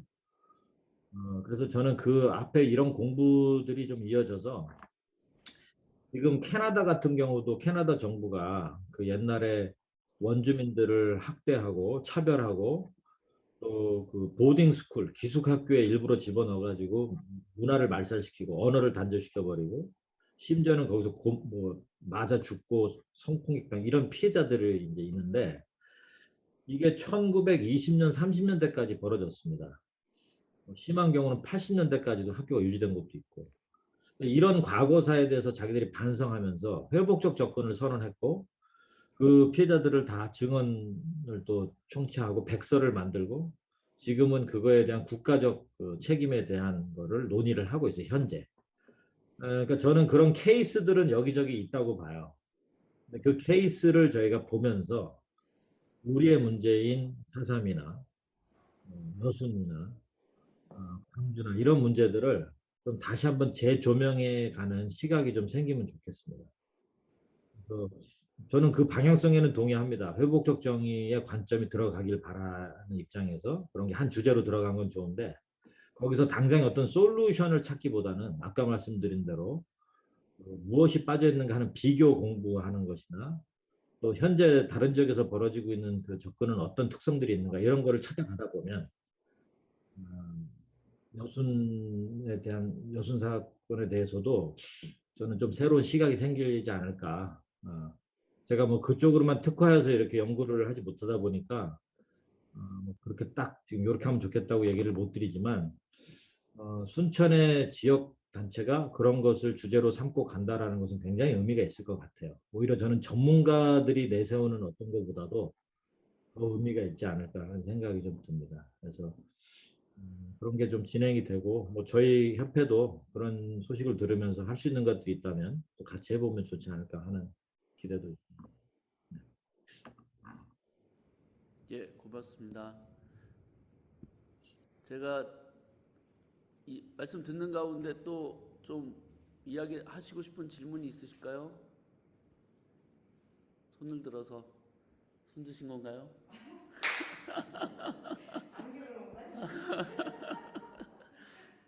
네, 우리 서정분 선생님. 네, 네, 안녕하세요.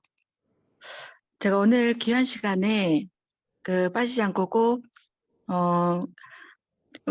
충실하게 좀 듣고 싶었는데, 순간순간 그 내용을 놓친 시간은 좀 있었지만, 매우 의미 있게 오늘 잘 경청을 했습니다.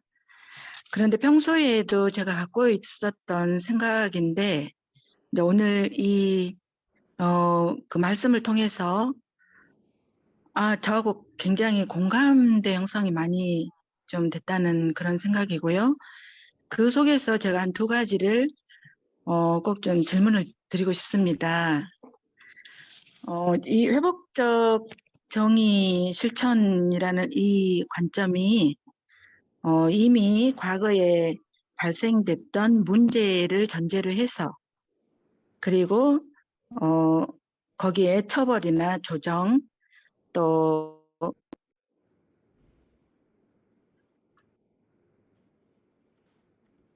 해야 된다는 그런 상황인데요. 이게 회복적 정의를 실천하는 그 자체로 이게 목적이 돼서는 안 되고 이것을 통해서 진정으로 앞으로 어떻게 또 더 나아가게 할 것인가 여기까지가 조금 더 가미가 된다면 훨씬 더 좀 어떤 매력적인 그런 회복이 되지 않을까 이런 말씀을 한 가지 드리고 싶고요. 그리고 하나는 지금 소리가 안 들리네요.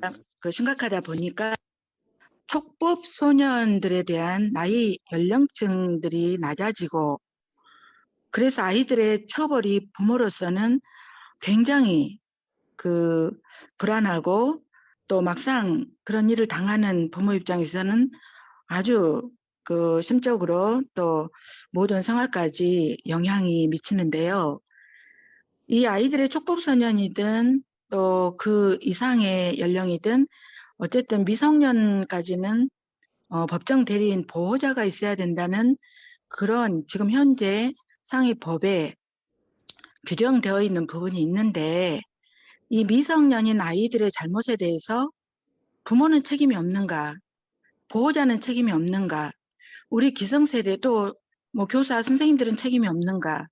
이 모든 것들이 종합적으로 그게 반영이 돼서 아이들의 처벌 수준이나 또 교육적 가치가 거기에서 파생이 돼야 된다고 보는데요. 지금 그런 부분들은 전혀 고려되지 않고 아이의 그런 행위에 대해서 단순하게 처벌되고 또 그런 속에서 과연 아까 우리 말씀해 주시는 이 아이들의 그 모든 과정이 정말 교육의 관점이 돼야 되는데 그런 점에서 상당히 맞지 않는 그런 구조라는 것을 저희들이 지금 생각하고 있는데 그 부분에 대해서 한번 고견을 좀 이 자리를 통해서 듣고 싶습니다. 네. 뭐 사실 질문이라기보다 이제 같은 생각이신데 조금 저도 이제 부연해서 말씀드리고 싶은 게 우선 그 회복적 정의가 과거를 다루는 문제이기는 맞죠. 왜냐하면 정의라는 게 자체가 또 어차피 시제가 과거에 잘못된 일을 어떻게 올바르게 대응할 것이냐 하는 부분이기 때문에 근데 제가 제 기본 강의에서 늘 강조하는 부분 중에 하나가 정의에도 시제가 있다면 운보적 정의는 좀 더 과거형 시제에 강할 수밖에 없다. 왜냐하면 과거의 잘못을 밝혀서 그거에 상응하는 처벌을 현재 내림으로써 끝을 내는 방식인데 회복적 정의는 과거의 잘못을 단순히 현재 처벌로 끝낼 문제가 아니고 그 과거의 잘못이 지금까지 어떤 영향과 피해를 주었는지를 저희가 더 강조하고 하면서 따라서 이 피해를 회복하기 위해서 무엇을 이 개인들과 공동체가 해야 되느냐라고 하는 개인과 공동체의 책임을 강화하는 방식으로 가기 때문에 그건 계속적으로 시제가 미래형으로 갈 수 있다고 보는 거거든요. 좀 더 미래형 시제에 가깝다. 따라서 특히 저는 교육이나 청소년 문제 회복적 정의가 많이 필요하다고 우리나라뿐만 아니라 전 세계적으로 적용되고 있는 이유는 바로 이 시제가 미래형 시제를 갖고 있기 때문에 그렇습니다. 교육의 시제가 미래이듯이 학교에서 벌어지는 모든 활동은 교육 활동이어야 되잖아요. 따라서 일벌백계 하겠다라고 하는 교육부의 정책 같은 것은 사실은 굉장히 시제가 잘못된 거죠. 만약 그렇게 친다면 영어 수학 가르쳤는데 못 알아듣는 애들은 바로 그냥 포기시켜야 됩니다. 걔네한테 반복해서 더 가르칠 필요가 없겠죠. 제가 생각해도 이 정의 시제가 우리가 좀 미래형 시제가 있다라고 보고 그걸 더 교육과 청소년 문제를 다루는 데는 더 써야 된다고 보는 게 맞죠. 그다음에 두 번째 말씀하신 이 촉법소년 하향 연령 하향 정책이나 이런 것도 뭐 그 심정이야 저희가 이해를 하죠. 왜 애들이 처벌을 안 받아 책임을 안 져 이렇게 하지만 전 두 가지 측면에서 좀 말씀드리고 싶은데 하나는 그 10 지금 3세 되는 애들이 문자 보내서 야 우리 나이가 어려서 처벌 안 받으니까 괜찮아 이런 문자를 보고 국민들이 공분을 한 거예요. 근데 이거는 그 연령에 대한 공분의 문제가 아니에요. 사실은 뭐냐 하면 본질은 이 아이들이 책임에 대해서 잘못 알고 있다라는 문제예요. 처벌 안 받으니까 책임 안 져도 돼 이렇게 이해하고 있는 건데 사실은 저희가 잘못 가르친 결과죠. 이건 어른들의 책임이에요. 우리가 가르쳤어야 될 것은 처벌 이꼬르 책임이 아니고 너 때문에 생긴 피해를 회복하는 게 책임이다.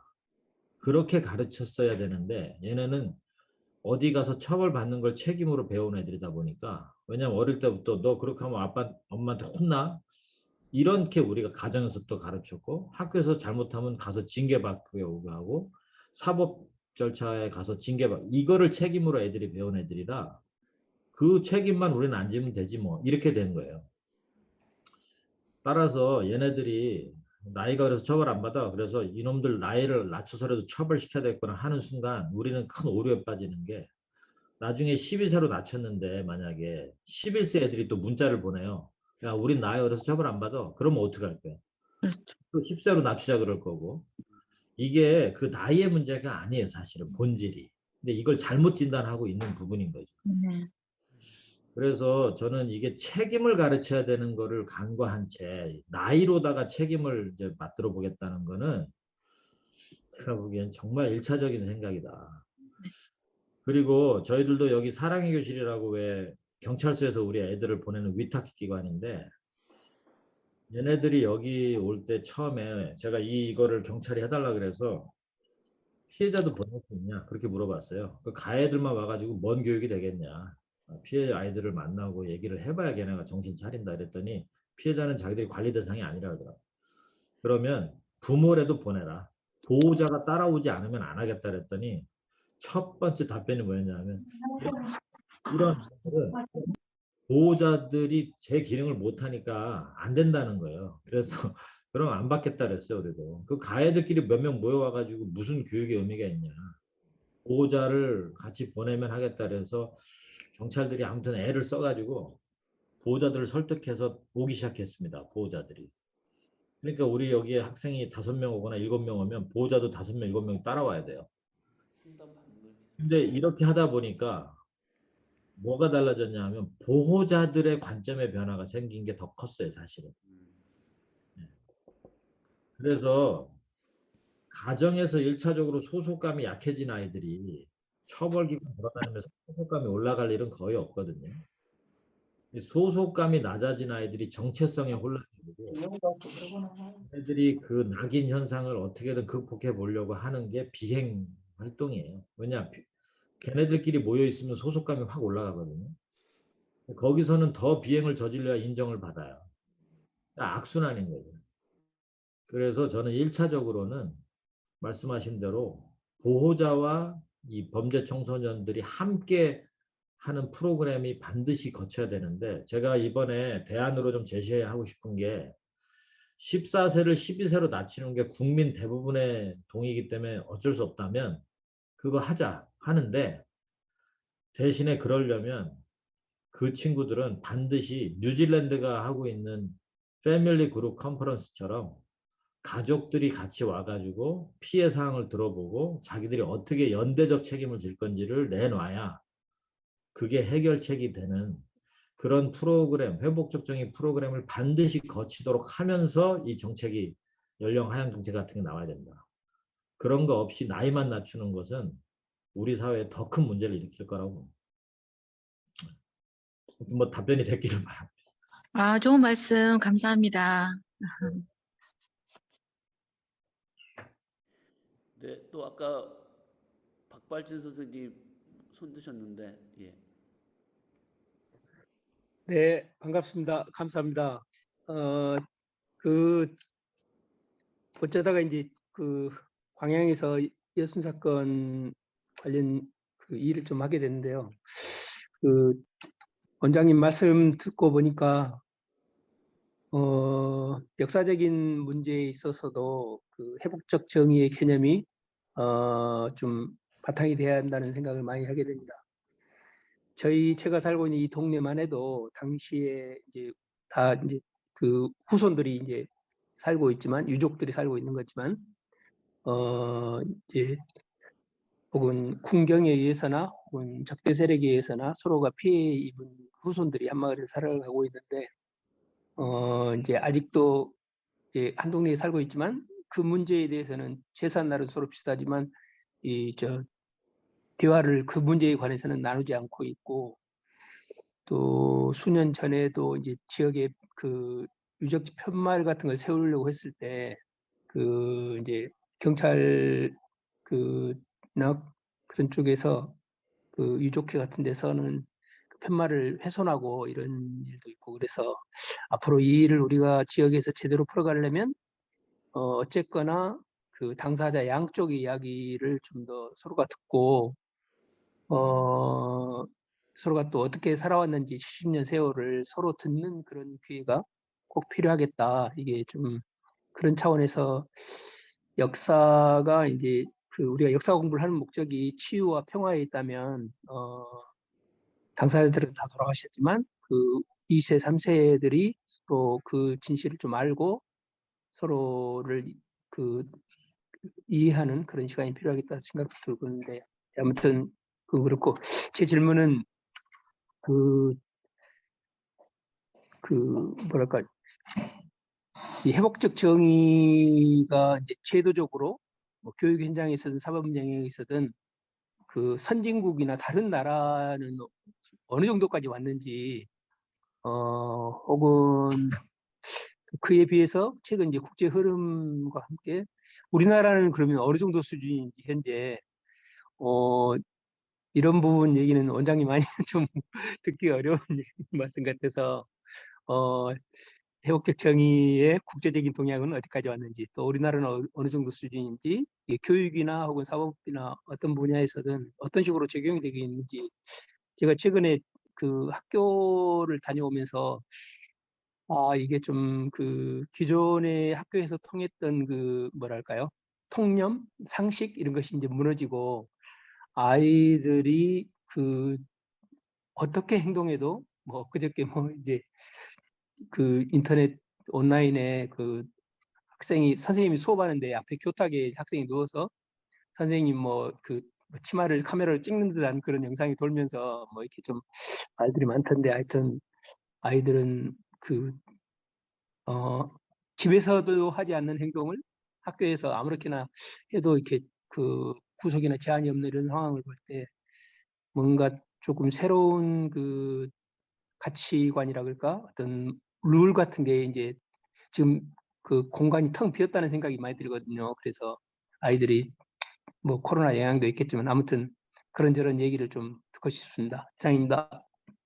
네, 사실 이건 되게 큰 문제라 뭐 이렇게 단순히 답변으로 될 수 있는 문제는 아닌 거는 뭐 아실 거고 일단 국제적 동향을 뭐 이렇게 한 번에 정리하기는 쉽지는 않고요. 제가 이 책 3장 쓸 때 그때 2년 전에 상황과 지금은 또 좀 다르기는 하겠지만 일단 흐름상으로만 보면 어, 해외에서도 몇 나라들이 좀 주도하고 있는 형국이긴 해요. 어쩔 수 없이. 다만 좀 특성이라고 하면 우리나라는 이게 비사법 영역에서 많이 발전하는 나라에 들어갑니다. 다른 나라는 대부분 사법 영역에서 이것이 이제 하나의 제도화된다거나 뭐 정착화된다 이런 현상이고 우리는 오히려 사법은 어찌 보면 그냥 뭐랄까 흉내만 좀 내는 정도. 왜냐하면 뭐 형사조정제도나 뭐 이런 거 오늘도 제가 검찰 쪽에서 형사조정위원 교육 뭐 코로나 때문에 온라인으로도 합시다 그래가지고 뭐 계획안을 보내왔는데 아주 형식적인 거예요. 형사조정이란 제도가 우리나라에서는 회복적 사법을 반영한 대표적 뭐다 하고 뭐 이렇게 표현하지만 그걸 운영하는 사람들은 회복적 정의 회자도 안 들어본 분들이 대부분이거든요. 그러니까 이게 좀 괴리 현상이 좀 큰 부분이에요. 다른 나라에서는 우리랑 좀 다른 게 우리는 유행처럼 지나가는 게 많은데 거기는 뭔가 제도화가 되려면 예산과 인력이 확보되지 않으면 정책을 만들지 않는다. 이게 아주 기본으로 되어 있죠. 그럼 회복적인 수준이 아니고 어떤 거. 우리는 그런 거 없이 먼저 정책을 만들어 보고 그러면서 이제 진행시켜 나가는 방식이다 보니까 뭐 그런 데서 오는 좀 사회 한계들은 나타난다 이렇게 봅니다. 제가 우리나라가 좀 비사법 영역이 많이 발전해 간다라고 했을 때 가장 많은 게 학교 영역이잖아요. 아마 아시다시피. 근데 학교 영역에서 이게 발전할 때 이게 유의미하고 지속적으로 되려면 프로그램의 효과성을 넘어설 수 있는 만큼의 어떤 교육 철학적이나 방향성을 좀 확고하게 가져야 되는 시간이 필요하다고 봐요. 근데 지금 학교가 이걸 받아들인 이유는 처음 제가 경기도교육청에 요청 받을 때도 딱 하나였습니다. 요새 학교 폭력 문제가 심각해지고 있는데 이렇게 좀 와서 도와줄 수 있습니까? 이거였어요. 그러니까 지금 피가 낭자하게 흐르고 있는데 이거 어떻게든 해결을 해야 되지 않겠냐라고 하는 솔루션의 한 방식으로 접근이 됐던 거죠. 물론 저희가 그 당시엔 노를 했죠. 지금 학교가 이렇게 가다 보면 우리는 소방서 역할밖에 못할 거다. 불났는데 빨리 불 좀 꺼주세요. 이런 방식으로는 이 학교에 생기는 문제를 풀 수 없을 거고 학교의 교사와 학부모, 학생들의 갈등 해결 역량이 올라가는 방식으로 가야 된다. 이렇게 저희는 제안을 했는데 안타까운 것은 이런 거예요. 우리가 제안을 해보고 해봤더니 어느 천년에 그걸 다 배우고 뭐 문화 변화를 시도하고 이거 어렵다. 빨리빨리 들어와서 도와줄 수 있는 것들 중심으로 이제 퍼지기 시작한 거고 그러다 보니까 경기도도 뭐 프로그램 중심이지 패러다임 중심이 안 됐죠. 그건 뭐 이해도 가지만 동시에 안타까운 하나의 측면이고요. 또 모든 운동이라는 게 당장의 문제를 풀지 못하는데 무슨 설교 듣듯이 그렇게 갈 수는 없다 보니까 이거는 저는 왔다 갔다 할 것 같아요. 네. 근데 이제 뭐 그럼에도 불구하고 저는 여기 이렇게 여러분도 책 공부를 하시는 이유도 현장을 자꾸 보다 보니까 우리가 기술도 늘어야 되지만 그러니까 how도 중요하지만 why가 좀 확고해져야 되는 부분이 있어요. 이제 이런 것들이 이제 필요에 의해서 다시 또 생겨나는 거니까 어떤 사람은 why로 시작해서 how로 가고 또 어떤 경우는 how로 시작해서 why로 가고 뭐 이런 것들은 계속적으로 저는 좀 필요하고 뭐 하나로 될 수 있는 문제는 결코 아니다 하는 것들을 좀 가졌으면 좋겠어요.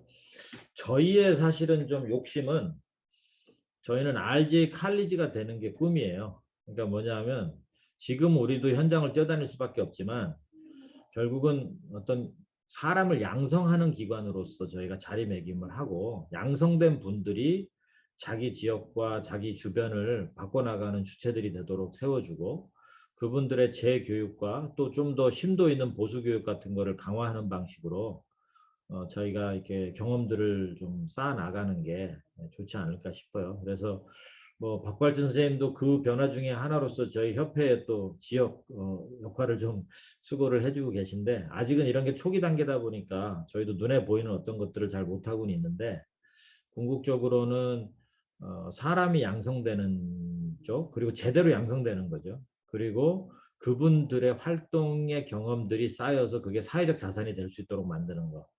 이제 이런 것들이 저희 같은 기관이 좀 해야 될 영역이라고 보고 그런 측면에서는 제가 자신 있게 말씀드릴 수 있는 건 아시아에서는 우리만큼 하고 있는 나라는 없습니다. 그래서 이게 저희가 퍼지는 속도도 빠르고 또 없어지는 속도도 되게 빠른 나라긴 한데 그런 이제 유행 방식이 되지 않도록 하기 위해서 제대로 훈련받고 제대로 교육된 분들을 좀 많이 양성하는 게 좀 필요하고, 이거는 다른 나라도 똑같은 고민이에요. 그 어떻게 양질의 회복적 정의 실천가들, 전문가들을 계속 우리가 만들어낼 수 있을까 하는 것이 운동의 지속 가능성에 있어서 매우 중요한 지점이라고 봅니다. 아무튼 뭐 요거는 저희가 계속해서 좀 정책적 협의를 해나갈 필요가 있는 영역으로 보고, 다른 기회 때 한번 또 말씀을 좀 드려보겠습니다. 네, 감사합니다. 그 약속한 시간이 거의 다 돼서 사실 저도 하나 더 질문을 하고 싶었지만 방금 말씀하신 내용의 상당 부분 답이 좀 있다 싶기도 한데요. 어쨌든 순천이 회복적 도시로 가기 위해서 정책도 필요하지만 어떤 회복적 정의가 하나의 문화운동으로 마을과 마을 공동체 안에 좀 퍼져가는 것이 필요하다 이런 생각을 많이 하고 있는데, 그것에 대한 구체적인 좀 방법이랄까 이런 것들을 좀 질문하고 싶었습니다. 그런데 이 질문에 말씀하셔도 되고, 아니면 아까 좀 한 10여 분 좀 더 하시고 싶었던 이야기가 있으셔서 그걸 하셔도 좋을 것 같습니다. 마지막으로 좀 한 번 더 말씀해 주시면 네. 고맙겠습니다. 뭐 둘 다 조금 할 수 있으면 좀씩 터치를 하고, 뭐 혹시 또 나중에 기회가 되면 좀 더 자세하게 협의하면 좋겠는데, 저희도 지금 남양주시한테 계속 요청을 했고, 남양주시도 조금 반응을 보이고 있는 부분은 공적 자금을 들여서 시민 교육을 합시다 이거예요. 그래서 자꾸 전문가들을 불러서 하는 방식 말고 지역에 있는 자원을 강화시키는 방식으로 가야 된다. 그게 저희는 이제 저희가 자격과정을 하다 보니까 최소한의 자격과정을 할 수 있는 주민 100명 정도를 매년 키우자라는 거예요. 그래서 뭐 상급 과정 같은 걸 할 수 있는 사람 100여 명 키우고, 그 중에 한 4분의 1, 한 20에서 30명 정도는 그 다음 과정까지도 자기 돈 반, 시 예산 반 들여서 매칭으로, 왜냐하면 자기 돈이 또 너무 안 들어가면 이게 또 오너십이 안 생기는 경우가 있기 때문에, 그래서 그런 식으로 해서 저희가 지역의 교육청이나 경찰이나 뭐 법원이나 검찰 이런 데에 필요한 위원들, 조정위원이나 진행위원들을 지역 자원이 이제 감당해 가도록 하자. 그런 게 저희가 하는 회복적 도시 운동의 가장 1단계예요. 인프라를 구축하는 거. 그거를 저희가 계속 얘기를 해왔고, 뭐 다행인지 불행인지 남양주시가 조금은 그 반응을 보이고 있습니다. 그래서 저희가 지금 한 두세 번의 회의를 했고, 최소한의 예산을 확보해서 해보겠다라고 일단은 시작이 될 것 같아요. 원래는 계획이 있었는데 코로나 때문에 이제 밀렸던 일인데, 정권도 바뀌고 이러다 보니까 또 이제 미뤄지긴 했는데, 뭐 그거 관계없이 저희는 계속 추진을 하려고 하고 있어요. 그래서 저는 순천시도 이게 그런 것 같아요. 갑자기 정책이 바뀐다고 감당을 못할 수도 있거든요. 그래서 지금 뭐 학교가 예를 들어서 그러면 대화 모임을 다 거치도록 하겠다. 심의로 들어올 때. 그랬을 때 그걸 감당할 수 있는 양질의 조종자들이 양성돼 있어야 되잖아요. 그런 부분들이 있기 때문에 이건 타이밍도 잘 맞아야 되지만 인프라 구축이라는 게 사실은 중요한 거라, 저는 그거를 개인들이 돈 내 가지고 해봤는데 그걸 공적 자금을 활용해야 된다고 지금 봐요. 우리 세금인데 보니까 시가 여러 가지 교육 사업을 하더라고요. 이래저래. 저희가 우리 지역에서 들었는데 우리 주민들이 제일 좋아하는 게 영화 관련된 수업하고, 그 다음에 도마 만드는 그런 수업을 되게 좋아한대. 아니 뭐 도마도 필요하고 영화도 필요한데 지금 지역이나 학교에서 이 문제를 얼마나 어려워하고 있냐. 개인들 힘들어지고 애들의 미래가 달려 있는데 이거를 똑같은 개념으로 보지 않았으면 좋겠다. 우선순위를 정한다면 이런 쪽에 우리가 좀 투자를 해야 되지 않냐. 이렇게 설득을 하고 있어요. 마찬가지로 순천시도 저는 이런 그룹이 형성돼 있기 때문에 저는 그런 주체는 있는 거니까 여기에 좀 더 많은 공적 자금이나 관심들이 들어올 수 있도록 일단 시가 1차적으로 하고, 그 다음에 저희가 꼭 부탁한 거는 협의회를 꼭 만들어야 된다. 그 협의회 안에는 시 담당자도 들어와야 되지만 경찰 담당자, 교육청 담당자, 그 다음에 뭐 사법기관들, 그 법원이나 이런 들어오고, 그 다음에 지역의 그 학부모 단체나 이런데 교사, 연구회 이런데 반드시 들어와라. 그래서 회복적 정의를 공부하고 있는 또는 그런 사업을 해야 되는 담당자들은 반드시 들어와서 회복적 도시 협의회라고 우리는 이제 이름을 붙이는 건데 그런 협의체 구조가 있어야 공무원 담당자가 바뀌어도 그 큰 흐름 안에 들어올 수 있다라고 보는 거죠. 그 협의체 운영에 대한 것도 반드시 필요하고 성과를 나누기 위한 뭐 대회 같은 것도 시 차원에서는 필요하죠. 그래서 그런 것도 좀 해서 그러니까 예산안을 잡을 때 그런 것들을 반드시 좀 반영하도록 요구를 하고 있습니다. 그래서 순천시도 뭐 제가 보기엔 멀지 않았다고 봐요. 근데 문제는 선언하고 나서가 더 문제죠. 내용 없이 선언해 버렸을 때 그런 거는 사실 더 의미가 없어지니까 뭐 그런 부분은 앞으로 뭐 협의해 주시고 저희가 할 수 있는 건 이런 것 같아요. 만약에 순천에서 이런 거를 위한 좀 간담회를 열겠다. 그럴 때 저희 협회에서도 저도 마찬가지고 좀 참여를 해서 또 외부 기관으로서 또 제안할 것들이 있다면 제안도 하고 또 저희가 지역 운동을 들을 필요도 있는 거니까. 그래서 그거는 제가 박발 선생님한테도 말씀드렸는데 지구 지회 우리가 그걸 만들고 있으니까 그런 거 통해서 파트너십으로 같이 해나갈 일들이 계속 있으면 좋겠고 저희는 어느 지역이 되든 그런 걸 시도한다면 지원을 하는 게 맞다고 봅니다. 협회 차원에서도. 그렇게 했으면 좋겠습니다. 그 아까 제가 말씀드리려고 했던 게 몇 가지가 있는데 그 뭐 다른 거보다 이런 거가 좀 맞을 것 같아요. 저기 197페이지의 이야기 하나만 드리고 좀 다른 게 또 제가 좀 말씀드릴게요. 순수 모델과 확장 모델 논쟁이라는 게 있습니다. 근데 이게 뭐냐면 모든 운동이 그렇지만 이게 좀 더 현실적으로 확산됐으면 좋겠다 기대하는 사람이 있고 이거는 본질에 좀 품질하게 갔으면 좋겠다 하는 그 논쟁이 있어요. 근데 회복촉진 운동도 마찬가지인데 이거를 이제 순수 모델이라고 부르는 그룹은 최소화 모델이라고도 불러요. 뭐냐면 이 프로그램이 확장하면서 그 질이 떨어져 버린다. 이제 이런 우려를 갖고 있는 그룹이고 확장 모델이나 최대화 모델은 가장 많이 이게 확산될 수 있게 만들어야 된다라고 주장을 해요. 그러다 보니까 몇 가지에서 인식 차이가 발생하는데 대표적인 게 하나가 뭐냐면 누가 뭐 참여해야 되냐, 뭐 어디까지 참여를 봐야 되냐 이런 부분이에요. 또 그 다음에 국가와 이 회복적 정의에서 역할을 어떻게 해야 되느냐 이런 부분인데 일단은 자발성에 기초해야만 된다라고 주장하는 그룹은 순수하게 자발적으로 참여하겠다는 사람들만 참여시켜야 된다는 입장이라면 맥시마이즈 그러니까 확장주의자들은 그렇게 하다 보면 진짜 몇 사람 못 들어오고 사장되고 만다. 따라서 제도 안에다 아예 집어넣어 버려야 된다. 이렇게 주장을 하는 거예요. 그러니까 의무적으로 거치도록 해야 되거나 이러지 않으면 뭐 자발성 가지고는 확산시키기 어렵다라고 보는 거죠. 뭐 그런 아니면 강제성에 대한 걸 어떻게 봐야 되느냐, 그 다음에 국가 역할을 어떻게 봐야 되느냐 이렇게 할 때 이게 계속 충돌하는 지점이 나와요. 저희도 경찰 활동하면서 결국 경찰 활동 그 회의를 해보면 경찰이 처음에 15개 경찰서를 수도권에서 시범으로 하자 그래서 성과가 좋았단 말이에요. 그러니까 그 다음에 바로 100개 이상으로 가겠다 이렇게 나왔어요. 자기들 내부 목표가 이렇게 정해집니다. 그리고 3년차 되니까 200개 그리고 올해 목표는 255개 전체 경찰서 이렇게 돼 있어요. 근데 우리야 당연히 아니 거기 조정위원들이 준비되어 있지 않은데 그걸 확산시킨다고 무슨 의미가 있냐. 그건 의미가 없다. 오히려 이 효과를 떨어뜨린다 이렇게 얘기하지만 경찰 그 당사자들은 자기가 있는 그 자리라는 게 1년, 2년, 3년인데 지금 그 대장도 3년째 하고 있는데 대단한 거예요. 그것도 자기 의지를 갖고 위해서 그래도 해주고 있는데 자기가 있을 때 어느 정도 정착화 안 시켜놓으면 다음 쌀이 왔을 때 보장이 안 되는 거예요. 이게. 그리고 이 사람은 또 죽어라고 국회의원 만나가면서 설득해가지고 예산을 더 확보해 왔단 말이에요. 근데 이거를 뭐 시범 경찰서에서 하겠다 이런 거는 안 먹히는 거죠. 그러니까 난 그 사람 얘기 들어보면 이 사람은 자기 역할에서 진짜 최선을 다하고 있어요. 막 120% 하는 사람인데 그래갖고 경찰서마다 막 몇 건씩 의무적으로 보내도록 했단 말이에요. 사안들을. 그랬더니 담당 경찰들을 교육해보면 이게 갑자기 뭔데 막 사건을 넘기라 그러냐 막 불만이 많고 이런 제도는 빨리 없어져야 된다 이렇게 얘기한단 말이에요.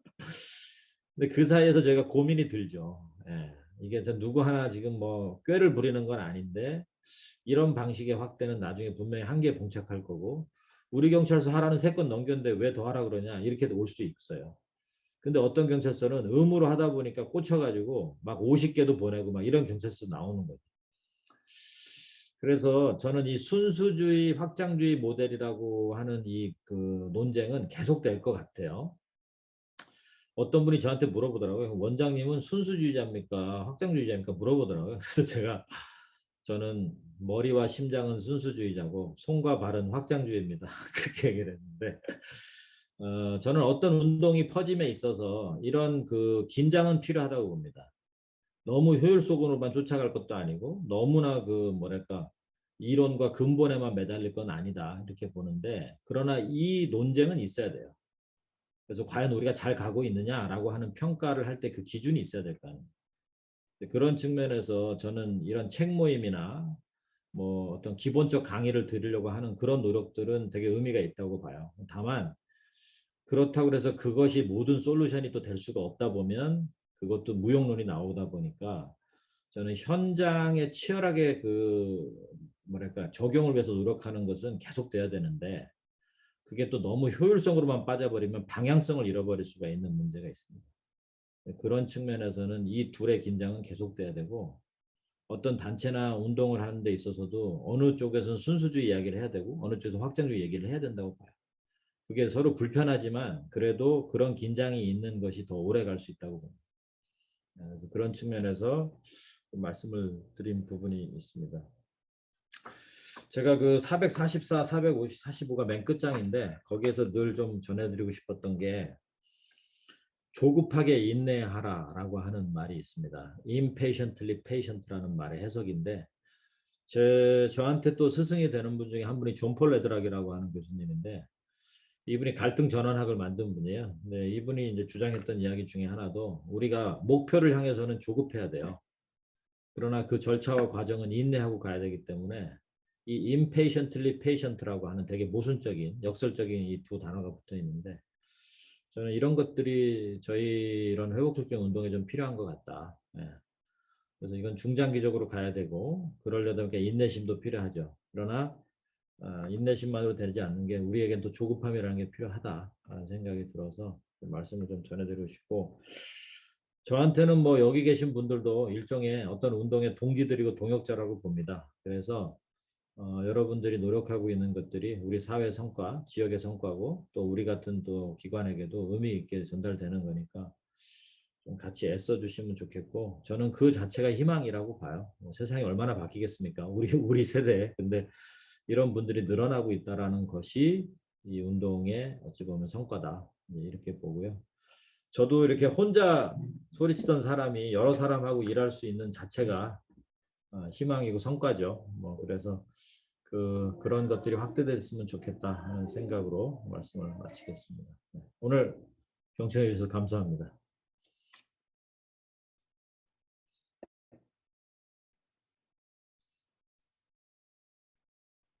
네, 이제 마무리하려고 하는데요. 혹시 한두 분 뭐 이렇게 표현하고 싶으신 분 있으면 표현하셔도 좋겠는데 없으면 마무리하겠습니다. 혹시 있으면 손 들어주세요. 지금 빨리 셋 동안 셋, 둘, 하나 없습니까? 네, 좋습니다. 아 있어요? 예, 김경원 선생님 음소거 해주시고 네. 네. 어, 아까 그 원장님 말씀 중에 그 공적 자금 활용에 대한 부분을 좀 짚어주셨는데, 앞으로 이런 그 전문가 교육 과정에 센터에서도 어떤 역할을 좀 해주시면 좋겠다, 이런, 뭐, 개인적으로 좀 어느 정도, 또 센터에서도 어느 정도 이렇게, 또 아니면, 또 그 지역에서 자원을 조금, 제공할 수 있도록 어떤 역할을 해주시면 좋겠다 하는 그런 생각이 잠깐 들었습니다. 네, 감사합니다. 네, 원장님께 얘기하는 게 아니라 센터에 얘기하는 것 같은데. 네, 감사하고요. 이렇게 책 하나 가지고 계신 분들 책 이렇게 들으시고 우리 기념사진 하나 찍겠습니다. 기념사진은 제가 뭐죠? 캡처하는 거거든요. 자,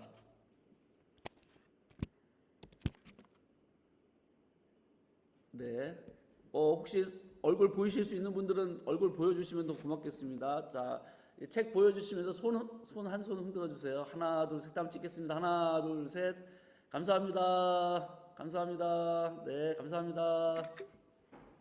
고맙습니다. 찍었습니다. 네. 원장님 감사합니다. 수고 네, 많으셨습니다. 농담으로 하는 말 중에 세상엔 두 종류의 사람이 있습니다. 파란 책을 본 사람과 보지 않은 사람. 네, 수고 많으셨습니다. 다음에 언제 한번 또 얼굴로 직접 뵐 수 있는 기회를 만들도록 하겠습니다. 네네, 그렇게 하면 저도 가겠습니다. 네. 감사합니다. 고맙습니다.